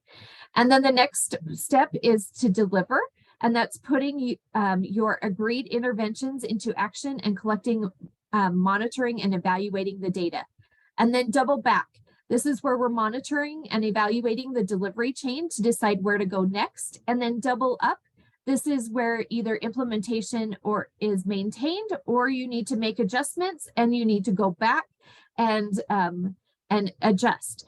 And he talks about in his book that, we would like to see this in this cycle where we're doing this cycle, but sometimes it doesn't go in this perfect cycle like this. It is all over the place. It goes from here to here and over to here and then back. And so it doesn't always happen in a perfect cycle. So that's just a resource that we have. If you haven't had a chance to listen to that podcast, there's great information in there where we talk about that de-implementing. I also linked in this, if you're in the slides, linked in the notes is the handout from Brent Conway and Jen Hogan, when they shared with us, they have some do's and do nots. So with the science of reading, and it's a great document. And I don't know if one of my colleagues can drop that in the chat box while we're working to keep moving on. So the next thing I want to do is give a letters update on some things that are taking place and just following up and checking in on how things are going with letters. So our first one is last month we talked about your dashboard, and I asked you the questions on if you knew you had a dashboard, if you knew how to access your dashboard, and if you needed support navigating your dashboard. And I know that many of you reached out to Marcy Hausman and Sarah White at Lexia to get more information about your dashboard. So just thinking about that, how is this going? How is the tracking going? Now that you know that you have a dashboard and hopefully you have access and you are checking in on things, how is this going? Are you being able to track your teachers, and not just your teachers and your but your principals as well? So making sure, and what support is being put in place to help educators that you are noticing are behind? How are you supporting them, or those that haven't started? You know, we're moving along with this, but how are you thinking about how that support is going? You know, take the next step. How are you going to help these educators get caught up? And then I just learned yesterday that did you know that if you are participating in virtual sessions, that Lexia should be sending you an email. If you are the course manager over over your dashboard, you should be receiving an email with a list of participants that participated in your virtual sessions. As long as your participants clicked on that link or scanned the QR code and they filled out the information, you should be receiving a follow-up email after that session takes place with the participants.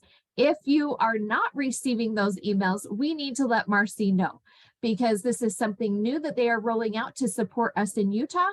And so we want to make sure that that you are receiving those emails so that you can verify that your participants have been in those sessions that have been held virtually. Yes. Yes, Megan. So that should be coming. And if it's not, we need to email Marcy and Sarah and let them know. Okay, I see. If you are not, who do you contact? I may be missing a question that is up above.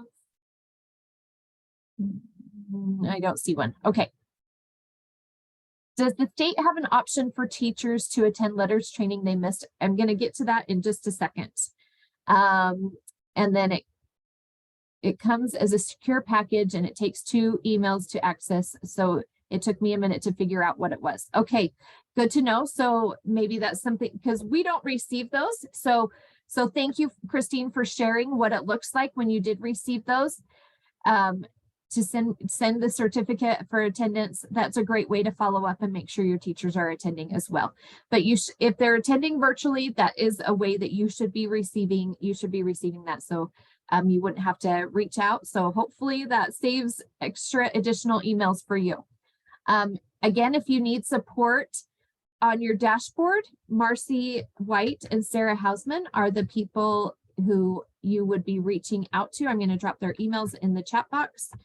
And if you have questions, so they are also going to be providing some support for course manager sessions. And I will be sending out an email tomorrow or Monday with information for the dates for the course managers. They're going to hold some for I'm just beginning and I need help with just beginning as a course manager, and then so it's kind of like course manager 101. And then they're going to be holding some, okay, now I've got the basics down, so I'm ready for some more insight and some more features of the course of what I can do as the course manager. So it's kind of like course manager 201. So if you, I will send out an email with information about those sessions that you can attend for from Lexia for support. And then teachers on the calendar and work going before they were virtual training. Okay, we have our teachers calendar. Yes, that's great. I love that you're asking your teachers to schedule it out so that they have that done before they attend those online sessions. Fabulous. Okay, and moving on, some others, letters, updates. So this kind of goes back to the question that was being that was asked previously about, are we going to be holding more sessions or more cohorts of letters? So the funding that was tied to SB 127 was one-time funds, and those are about gone. So we had to make the executive decision when we gathered the numbers for what was needed to educate and provide that professional learning to educators this year. So the cutoff date was November 1st of 2022. If you had educators in these roles, whether they're a K-3 teacher, a special education teacher that serves students in K-3, multilingual teachers, and then principals, vice principals or assistant principals, not interns, but vice or assistant principals, and school psychologists, they take the letters for admin. Everybody else would be taking also left off of there are coaches and of course you guys, literacy directors. So those are the people that will be held to meeting the requirement of completing letters by the date set in code of July 1st, 2025. So after these cohorts, we will not be starting any additional cohorts of letters through the state. We are working on that piece where this, with the higher education. So students will be, or teachers will be coming out of their teacher prep with this knowledge, but we understand there is going to be a gap.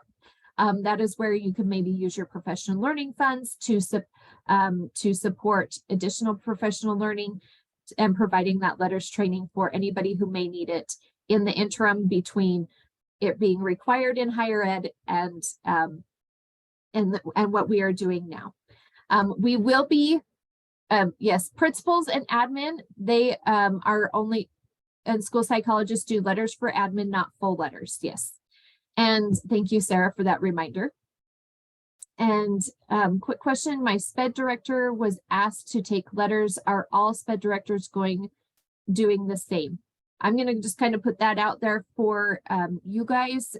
If they're a special education teacher, they should be taking letters.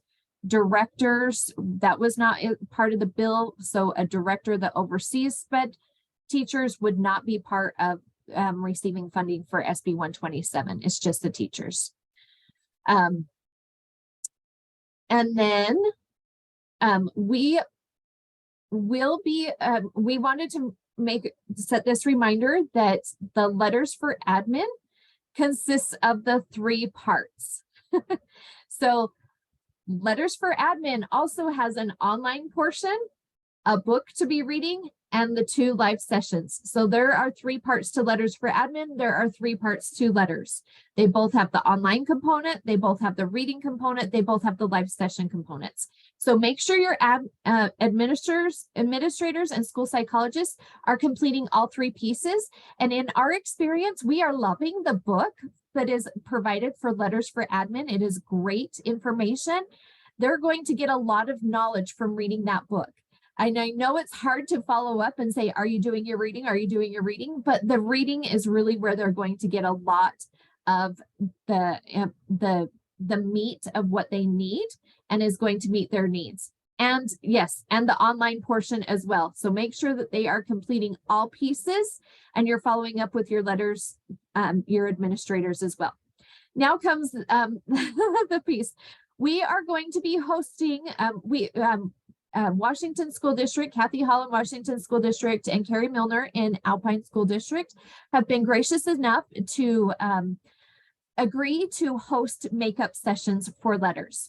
We are in the works of getting those scheduled with Lexia right now. So there will be 2 groups of I guess sessions that will be run as makeup sessions. So there will be 2 unit 1s, 2 unit 2s, all the way through unit 8. There will be 2 letter for admins for each of those days offered as well. Once we do these makeup sessions, that is all we can provide. And so everybody else just needs to make sure that they are getting taken care of, and we really want to push that they are completing this on time with their cohorts. And we understand that circumstances may arise. I had one that reached out to me and said she was supposed to be here today. She had her baby. I mean, circumstances happen and we can work with that. But we really want to make sure everybody is doing it. With these makeup sessions, we will be looking to fill those makeup sessions with participants from SB 127 first, as that is where the funding is coming from. It will be available for those who are in the state cohort, which we call Norma's cohort, who maybe have not finished units 1 through 5. So Norma's cohort is no longer offering units 1 through 5 sessions. So the people who are in Norma's cohort that may have missed one of those sessions may participate in these makeup sessions, but they really need to be participating in 6, 7, and 8 with the state cohort. So make sure that they are getting those done with the state cohort. I will get those dates out to you as soon as we have them confirmed with Lexia. We are meeting with them. We had one meeting yesterday. There's another meeting next week. So as soon as those dates are confirmed with Lexia that they have trainers available, then it will be done. All of the makeup sessions will be held virtually. They will not be in person, so they can attend from wherever they may be. The next thing is Lexia is going to be providing a 2-hour session with you leaders, talking about how to connect to that bridge to help with effective bridge to practice discussions that can be held with principals and principals with teachers. It will be Friday, February 10th from 9 to 11. And the link is there. And I will also send this, this flyer out with our with the session, with the course manager sessions that I'll be sending out in just in a day or two after we finish up this meeting. And then the next thing I wanted to do is have you take a look at this one pager that we have created. We talked last month when we shared the different implementation roles. We had a lot of feedback asking for something to send messaging to the superintendents and everybody that is part of this system. So I want you to take just a minute to review this one pager, and please send me feedback because we do want to share this with curriculum directors in February. We're open, and this isn't a final product. If you think that there's something that should be added, please add it. If there's something that you feel is not necessary to being on there, please let us know. Please provide that feedback. You can put it in the chat box or send me an email. But we really want to try and get this pushed out so that everybody in the system can understand and their role and help with implementation. Okay, and then I'm just going to jump and look at some questions in here. Are there makeup sessions available for admins? Yes, there will be admin sessions available, makeup admin sessions, yes. And it looks like, are the students being measured through RISE or Acadience reading to be considered reading on grade level? So reading on grade level are those Lexile levels that are generated through based off of their Acadience test. If Sarah or one of my, or Krista or Christine could find that document that we have, and maybe we could share it with the Lexile levels that determine reading on grade level, that would be great. So we do have a document that you can read, and it also goes through how you can look up what the Lexiles are on your different platforms, whether you're in Amplify, ALO, or Acadience Data Management.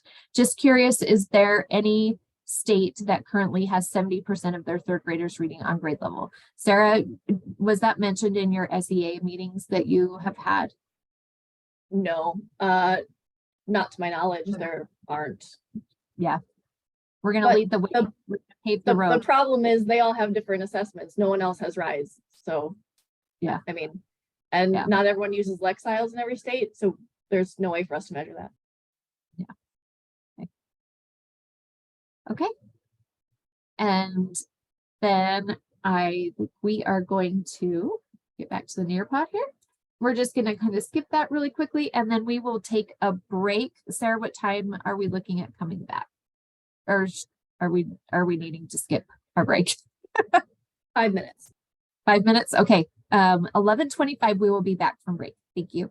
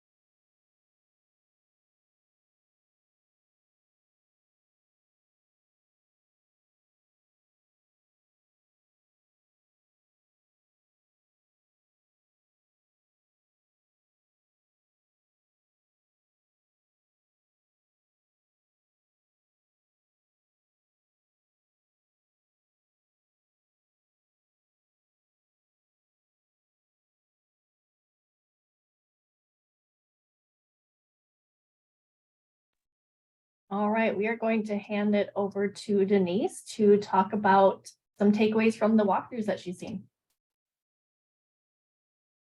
Thank you, Sarah.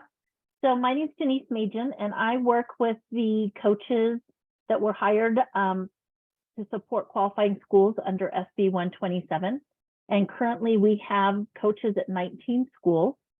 And back in October, November, we went on what I call learning walks to those 19 schools. We had a team that was the administration, myself, another person from our USBE SB 127 team, the coach, and someone from the LEA if they were available.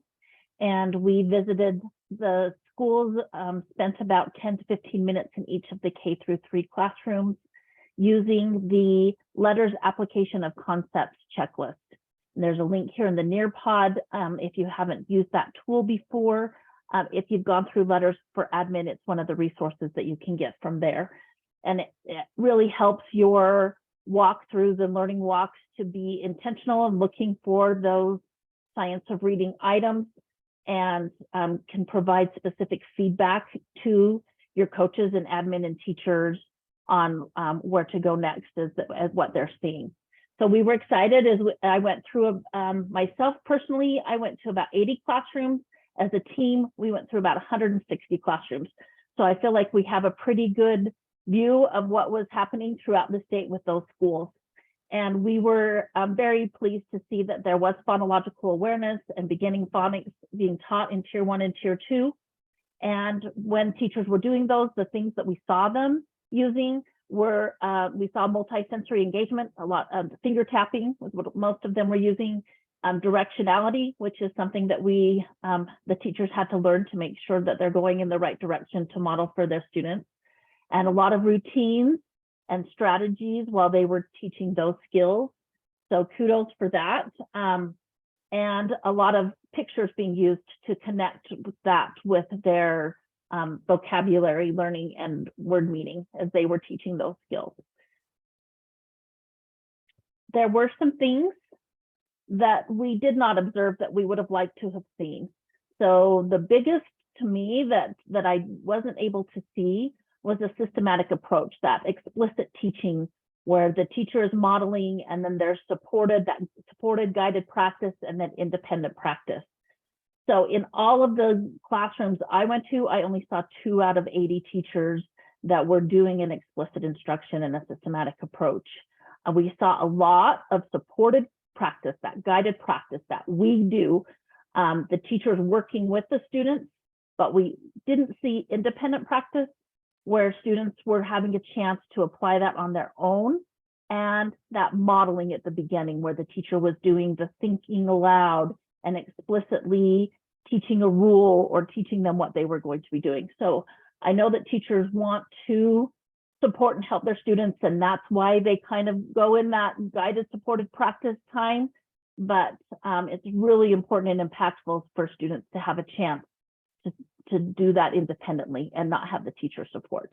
So we saw that, I call it teacher voice. There was a lot of teacher voice in the PA and phonics where the teacher was saying everything with the students and the students were just piggybacking right behind them rather than giving them a chance to say things on their own.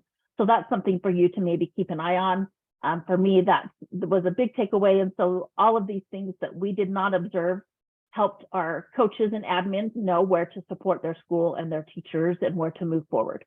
When teachers were talking about letter names and sounds, or when students were making errors, we did not see them modeling or referencing articulation, how they hold their mouth, where their tongue is, if it's voiced or unvoiced or a stop sound.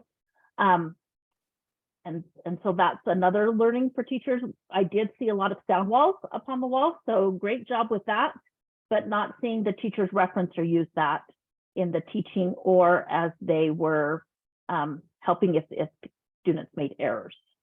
We heard a lot of schwas. So if you don't know what schwas are, reach out, we can help you with that. But the teachers were adding that schwa to their consonant sounds, and then the students were also doing that and not being corrected when they were adding that schwa sound. So that's something that a lot of my coaches are working on their teachers with, is to make sure to clip that schwa sound. And then unfortunately, we did see a lot of use of materials that were not from their LEA curriculum or were evidence-based. So a lot of things from Teacher Pay Teacher and PowerPoint that they were using. And so that's just something, these are just things for you to kind of keep an eye out.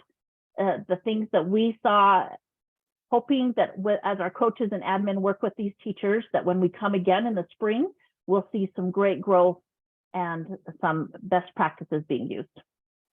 Thank you. Thanks, Sarah. Yes, thanks, Denise. We're going to quickly, and Denise, I'm sure you saw the notes about the checklist. If you'll add that in the chat box, that would be wonderful. We're going to move into the preview of legislative session. Even though it started last week, it has been very busy and really feels like it actually started in December based on what we've been working with since then. So there are some pieces I want to make you aware of. One of them is Senate Bill 44. There is a link to it in the actual PowerPoint. Basically, the only amendment, it's pretty brief, the changes. It just removes the requirement from SB 127 for reading software to demonstrate some kind of effective impact for kids. So what I will say to this is when we think about kids and we think about using something that we know doesn't have a good effect size, doesn't really make changes for kids, is that something that you want to be used with your own kids? Because if not, then why would we be using them with any kids? So I want you to be really mindful of that even though this would change and remove that requirement, which means some of the vendors who are on our list that can only be used right now with students who are scoring benchmark or at or above benchmark would be then used for anyone. Please be mindful about using things that potentially aren't going to work or work enough to change and move that gap for our kids who need statistically significant movement. So that's all I'm going to say about that. We're going to move to the next one, which is House Bill 182, which is a board supported policy request. So this came from our board, came from staff as far as the intervention to reading difficulties program has always been about this much money. It's never a lot of money. This bill would repeal it 1 year early. So it was already meant to sunset a year later. We are repealing it or asking for it to be repealed a year early due to the funding no longer being needed based on other funding sources that have been provided in session since it came out. And then also the program goals are not being met. And in order to be a fiscally responsible agency, if a program is not really meeting the requirements and showing the outcomes that it is potentially meant to, then it is something that we need to end. So keeping that in mind, don't worry about that one. The last one is the full day kindergarten amendments. You'll notice there is no specific link to the bill because there is no bill draft at this time. Know that it is the USPE board's third funding priority. We are asking for 51.4 million, which would mean it would be offered to anyone, meaning any family who would like to participate if the district or charter is ready to roll up. So it does put the money in the full WPU, which means it would repeal OEK and full day K, the two programs that we're running now, which means you wouldn't have applications anymore. All of those things would go away. It would just be in the WPU like grades 1 through 12. It addresses that inequitable access. The language that we're hoping to see in the bill draft when it comes out is that a half-day option when requested would be required to be offered by the district or charter to give parents that choice. It decreases that burden that we talked about, and it gives your LEA the most flexibility you could ever want. What I mean by that is there's no language to our knowledge being added in that would say by this year or must do by then. It's just, if you have a kid that's going to full day, you get the full WPU. If you have a kid that's not going the full day, then you get less than that. And so it gives the LEA the most flexibility, not only in rollout, but also in funding, because WPU funds are much more flexible than the full day K and the OEK funds. Also that link to inequitable access, that is specifically the map that shows where access is available throughout the different pieces in our state. And then Missy asked a question. Yes, it would repeal that. So if full day K doesn't pass, no. So Missy, when the repeal language is in a bill, if the bill doesn't pass, then nothing changes. So no. But what about current FDK as it is right now this year? They can't change any of that because if a bill doesn't pass, then none of the language will happen. It's just dead. Okay. Yep. Sean's asking if a school moves to full day kindergarten yet has a few parents who request half day, is the school okay to just dismiss the student? That, Sean, is something that you need to work out with the parents. It's not something that we as a state will be involved in because that is a parent school district discussion. And Washington County School District is going to be doing a presentation real quick, and they do address like what that looks like for them. So, and I'm going to hand it over to Christine right now. Okay, so what I wanted to highlight before we get into their presentation really is, you know, kindergarten really matters. Kindergarten students, this is one of the most important things I think that we need to remember, that at this age, you know, 5 and 6 year olds are at a crucial stage in their brain development, and their brains are changing. And this is a great time to really work on, you know, getting these kids involved in reading, writing, math skills, science, and social studies with a lot of engagement activities and things like that. And that's kind of really, you know, we know kindergarten builds a strong foundation. And then full day kindergarten, just highlighting some benefits as we're all moving and we're adding and seeing a lot more full day kindergarten. It's evidence-based, gives everyone an equitable start time, which is never have enough of. It provides choice. Right now, parents don't really have true choice in their selection. If they want full day kindergarten, they don't really have that choice. And most importantly, you know, the growth of those students in full day kindergarten is 2 to 4 times the growth. So just wanted to highlight some of those things before we hand it off to the wonderful people down in Washington County School District who are going to start their presentation and kind of showcase some of the things they've done. Just know that we're all learning together and they're on this journey.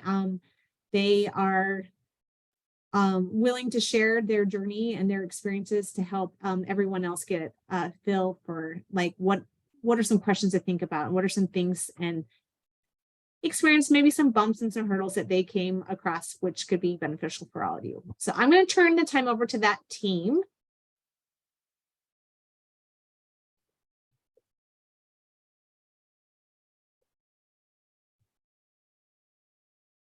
Do we have our Washington County friends? Are you here?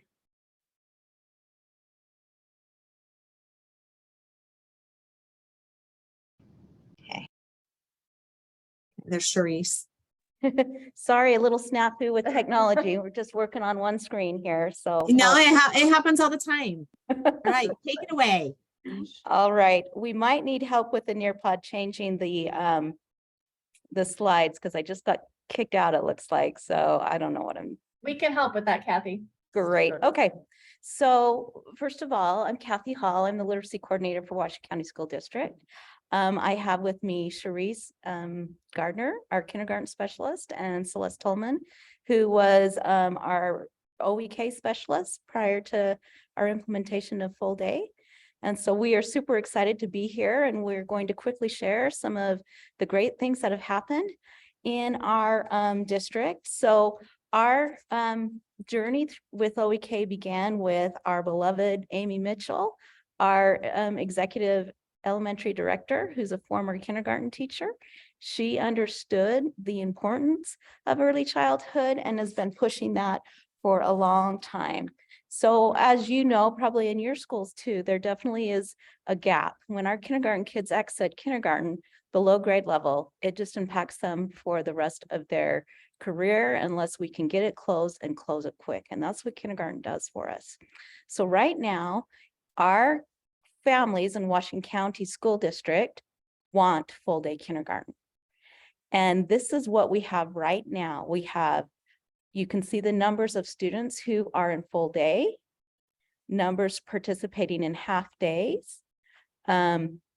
on our number of kindergarten students. So right now we have 94% of our kindergarten students participating in full day kindergarten.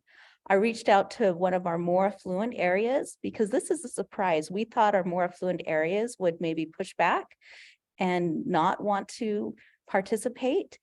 And we were really pleasantly surprised to see the participation rates. So when I visited with our most affluent school, they only had one student request half day. And so that was super exciting for us.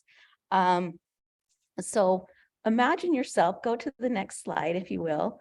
Imagine yourself last school year. It's 10 days before school starts.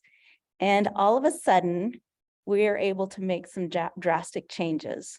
We had 11 schools move from OEK or to, traditional days. 11 schools moved to full day. It was 10 days before school started, 10 days. So the message I want to leave with you here is that this can happen quickly. We were able to implement last year 11 schools, and this year, of course, we're full day kindergarten across the board with 94% participation rates. And you can see last year, our data, we came in low, and at EOI, we were at 85% proficient. And so we were super excited about our results. If you'll go to the next slide. So you can see we were flatlined for a lot of years there. And of course, we all had the dip with our 2020 pandemic, but now you can see we are starting to move. We are starting to make that difference for our kids. So we are super, super excited about this. We're excited about our growth. We're excited about what it's doing for our students. We're excited that parents have choice and they can choose, but they are speaking loud and clear, wanting full day kindergarten. Can you go to the next slide? So right now, our MOI data, as of right now, is 80% proficient, and that has decreased our reds and yellows incredibly. It's been amazing. And we know at the end of the year, we will see even more growth and proficiency. So I'm going to turn it over to Sharice, and she's going to talk a little bit about some of the structures. You can go to the next slide, Christine. So this is the state literacy framework. We looked at this, and also the next slide has the state full day kindergarten sample schedule. These are two things that we considered when we were making our recommended timeframes for our kindergarten teachers. So we looked at that with our planning. Our biggest thing that we wanted to ensure is that we're not wasting instructional time. We don't want to just add fluff in along with small group that we're teaching writing every day, we're teaching reading every day, and math, just getting all of our curriculum in, just how Christine talked about how much time it was important for that. If you can go to our next slide. So this is the one we worked with our teachers when Kathy talked last year when we had 10 days to get ready, but we did look at a lot of morning and afternoon difference timeframes in case some schools had students that were there part of the day and not the full day. So if they don't have any half-day students in a class, they have more flexibility on where they fit things in and how that works. Kathy already talked about last year how we implemented, and then this year we have all of our 28 schools. So I did want to discuss one of our academic goals. So last year we had a rigorous goal of having our letters and sounds for all of our students by November 1st. And we hit in the high 80s, low 90s district wide for that by November 1st. And I think by the end of the year, it was probably like between 95 and 98. I didn't look that up right now, but this year for our November 1st goal, we were in the 90s on all four measures, which meaning uppercase sounds, uppercase ID, lowercase ID, and then the sounds as well. So we have seen growth, and we do have a lot of new teachers this year with expanding the full day. One thing with that goal that we found that made it successful is when the schools would work all hands on deck. We'd have the administration involved, the teachers, the parents, communication. They would do celebrations and just building that foundation. We also reminded them, the teachers throughout the year, that we want the PA skills, the phoneme segmentation fluency, as automatic as well. if you can go to the next slide. This one is when we had some visitors at the end of last year that came down to visit, and so Washington Elementary made this pamphlet for them, and this has their schedule from last year, and these are all linked on here if you guys share the slides later, but they gave us some helpful tips for the transition to full day, some of their data and goals. One thing with our goals is this year we've added in some more goals with time on connected text and also blending our CVC words. We're going to check at the end of the year for our whole words read on a cadence. So we have a goal with that. We know it's a lot of adding the rigor, but we really want to build the foundation. We've seen happy students, they love learning, they're not just sitting in a desk all day, and it's been a really neat experience to be part of rolling out full day here in Washington County. Celeste is going to take the next few slides. Can I just really quick, because someone had asked about, and I think this is a big part of the story for your data. What did you see this year with the proficiency for your first graders, knowing that so many of your kindergartners were so proficient at the end of kindergarten with adding in that full day K? What did you see this year in first grade? It's really interesting because we had a nice jump in first grade in some of our schools, but some of our schools were not ready for the amount of how high the kindergartners were coming in. And so they really have had to pivot and change their scope and sequences because they weren't ready for the level of proficiency they were getting. And so that's been really eye-opening. And so that's something we're really preaching with full day all across our district. You've got to be ready first grade. Go in and see your kindergarten classrooms, see what's happening. Be ready. It's not business as usual anymore. It cannot be business. Full day kindergarten has a schedule like first grade. It's the same lunch. I mean, it's structured like first grade is like as far as all day and the time. And so it's been good for first grade teachers. But we've had to help them bump up their rigor to be ready for the kindergarten students. Okay, so with going to full day kindergarten, we also had some other considerations that we had to do.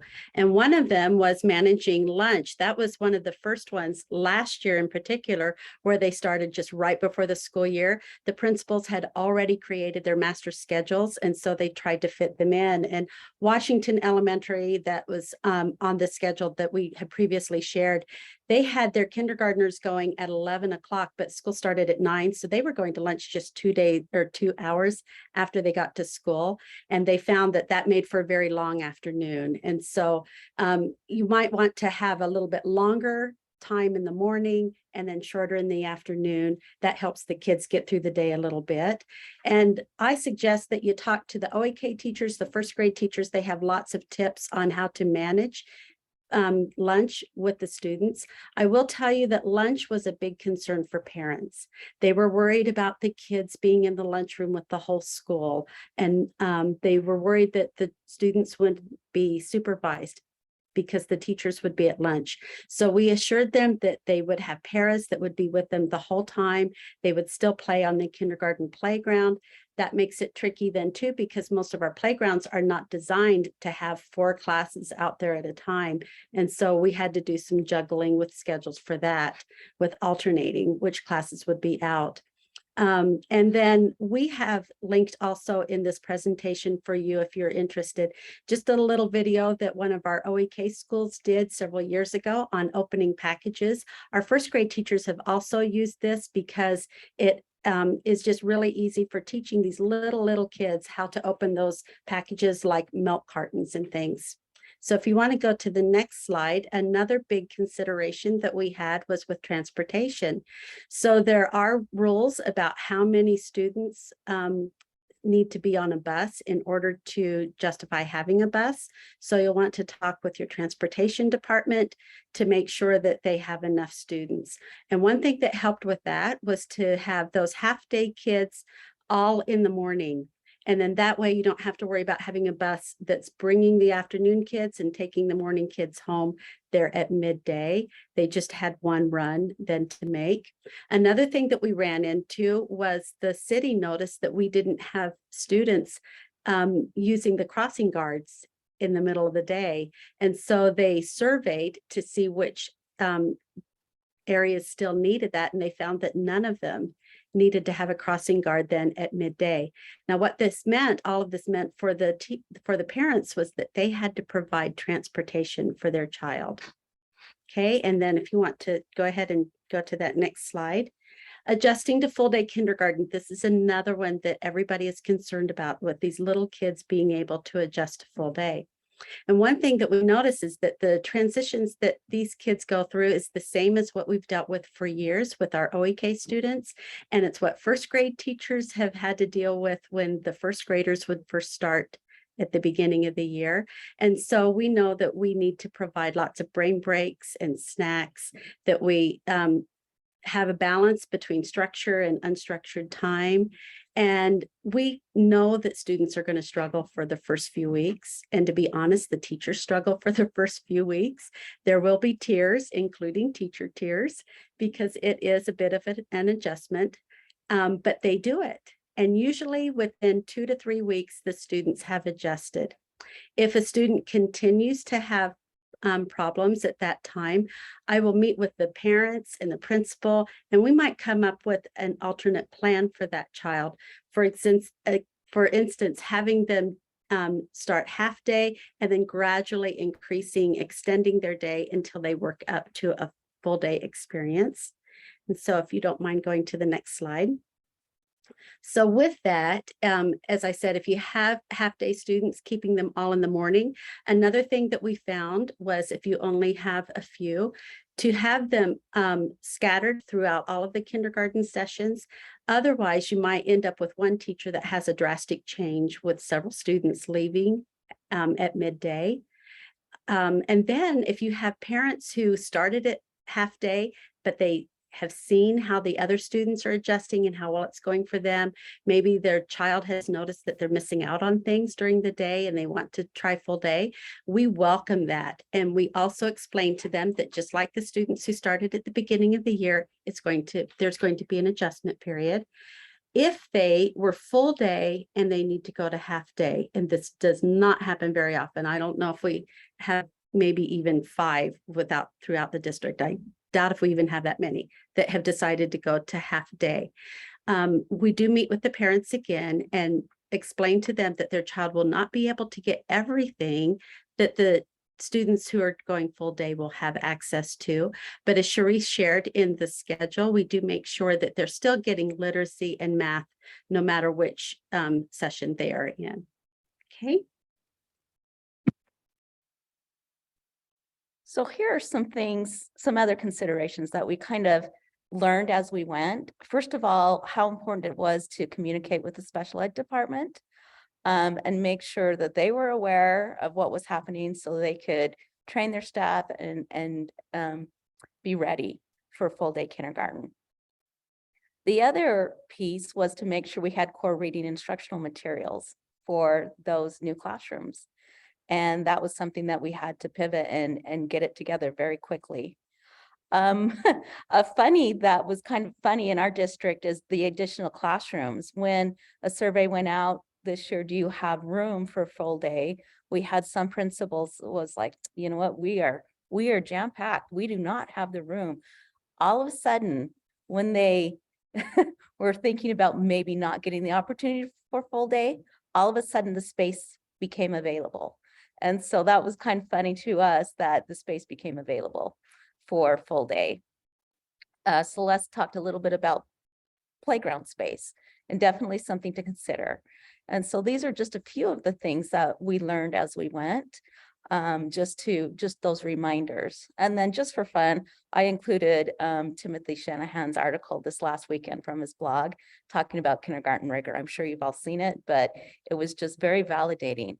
Our kids love to learn. They love the structure. They love the rigor. They like feeling successful.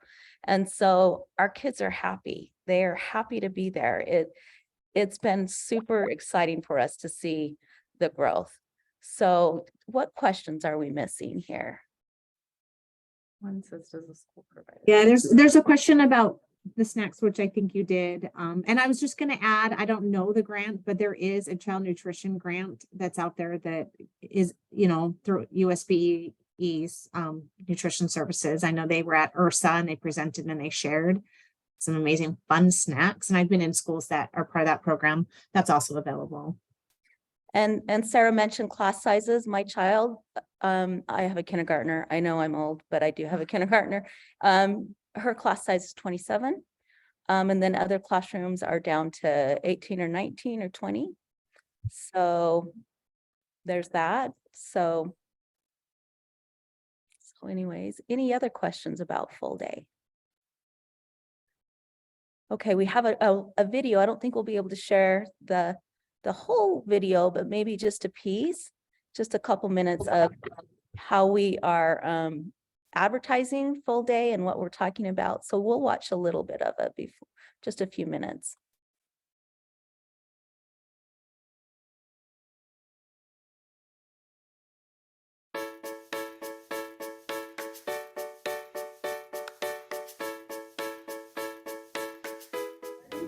Last year, we were able to use funding to implement full-day kindergarten in our 11 Title I schools, which are schools that have more of an at-risk population. We were so pleasantly surprised that 96% of our parents chose to opt in to all-day kindergarten, and many opted in throughout the year as they could see the benefits of having students be in kindergarten all day. This year, we were able to offer all-day kindergarten in all 28 of our schools, and I was pleasantly surprised to see that even in our higher socioeconomic neighborhoods, that 94% of the parents chose to opt in. So as a district, 94% of our children have the opportunity to attend school all day. I am not an educator. I am a mom of 6 kids, and just being on the school board, having seen through the education process what full-day kindergarten can do for students is amazing. If you look at our previous OEK models in the schools, where the kids would go in and those kids that needed the extra help could stay and get that extra foundational knowledge that they need to be able to be successful in first grade, second grade, third grade, and so on. But now with full-day kindergarten, that gives us the opportunity to do so many more things for all students. Full-day kindergarten has been absolutely incredible in our district. It really is the best thing that has ever happened. Our kindergarten students are reading, they're writing, their speaking and listening skills are amazing. As a parent of a kindergarten student, I was worried that my little one would struggle being at school all day long because she's a little wild. And what I found out is actually she loves the structure of kindergarten. From day one, she has loved it. And I appreciate all the efforts everyone is making to ensure our students in the state of Utah are getting access to full-day kindergarten. These kids today are ready. They are so ready to go and to learn and to do. They are doing so many activities. They are learning in ways that are fun, that there is no doubt that full-day kindergarten is a great model. So we have seen a huge impact at our school from having full-day kindergarten. It's empowered the teachers to be able to teach what they need to teach because they have the time to do it. It's easier to differentiate. They have time to do small group in both reading and math. Teachers have taken ownership over the full day, and there still isn't a minute wasted during the day. So I feel like even though we got the extra time, they really are using it for like academic. We have this sense of urgency with our teachers that they are trying to get the skills taught in the time that is required of our students and the success that they're having. It's just been a game changer for us at our school. During half-day kindergarten, we had to juggle what things we taught every day. We couldn't teach math and writing on the same day. But now that we have full day kindergarten, I can teach writing every single day and I can teach math every day. And it is really showing in what the children are able to do. Last year, we had several principals from throughout. Okay, the we state. could probably stop. I don't want to take any more time, but you're all welcome to view the video. Perfect. We just want to thank you all, our Washington County team, for being so willing to come and share some of the things you're doing and your implementation strategies. Those will be very helpful for many of our LEAs who are on the same journey together.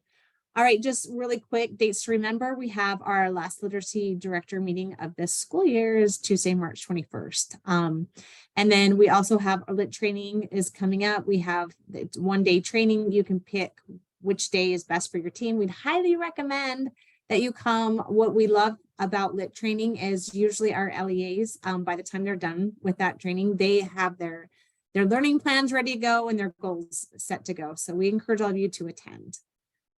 All right. And that's all we have for you today. And we did end on time, which I think is amazing. We're really excited you could all join us, and feel free to reach out if you have any questions. We didn't get to do a question and answer session this time, but as always, our team is here to answer any questions you have. And thanks again, everyone, and all of those who participated. We really appreciate it. If you guys wouldn't mind giving a round of applause to Washington County School District for sharing what they're doing in this space, that would be so appreciated.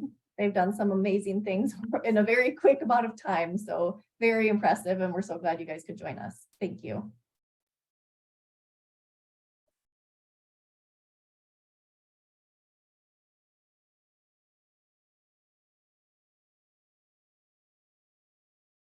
Loving these shout outs in the chat box. You guys are amazing. Thanks so much for coming today. You are welcome to hop off, and we will see you in March after session is done to tell you what happened. So stay tuned.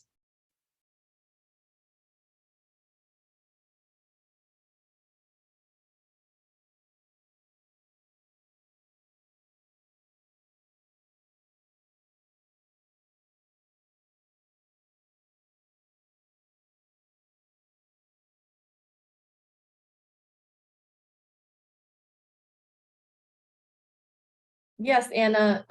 Yes, kindergarten students should attend 108. Like, there's no reason that they don't need to. There's no reason they can't. When I was teaching full day kindergarten, they started school the same day as all the other kids, and they ended the same day as everyone else too. So they were just there the whole year. It was just like any other grade. Yep, absolutely. You're welcome. I was hoping you were still on. Okay. All right. Thanks, everyone. We'll see you all later. Bye-bye.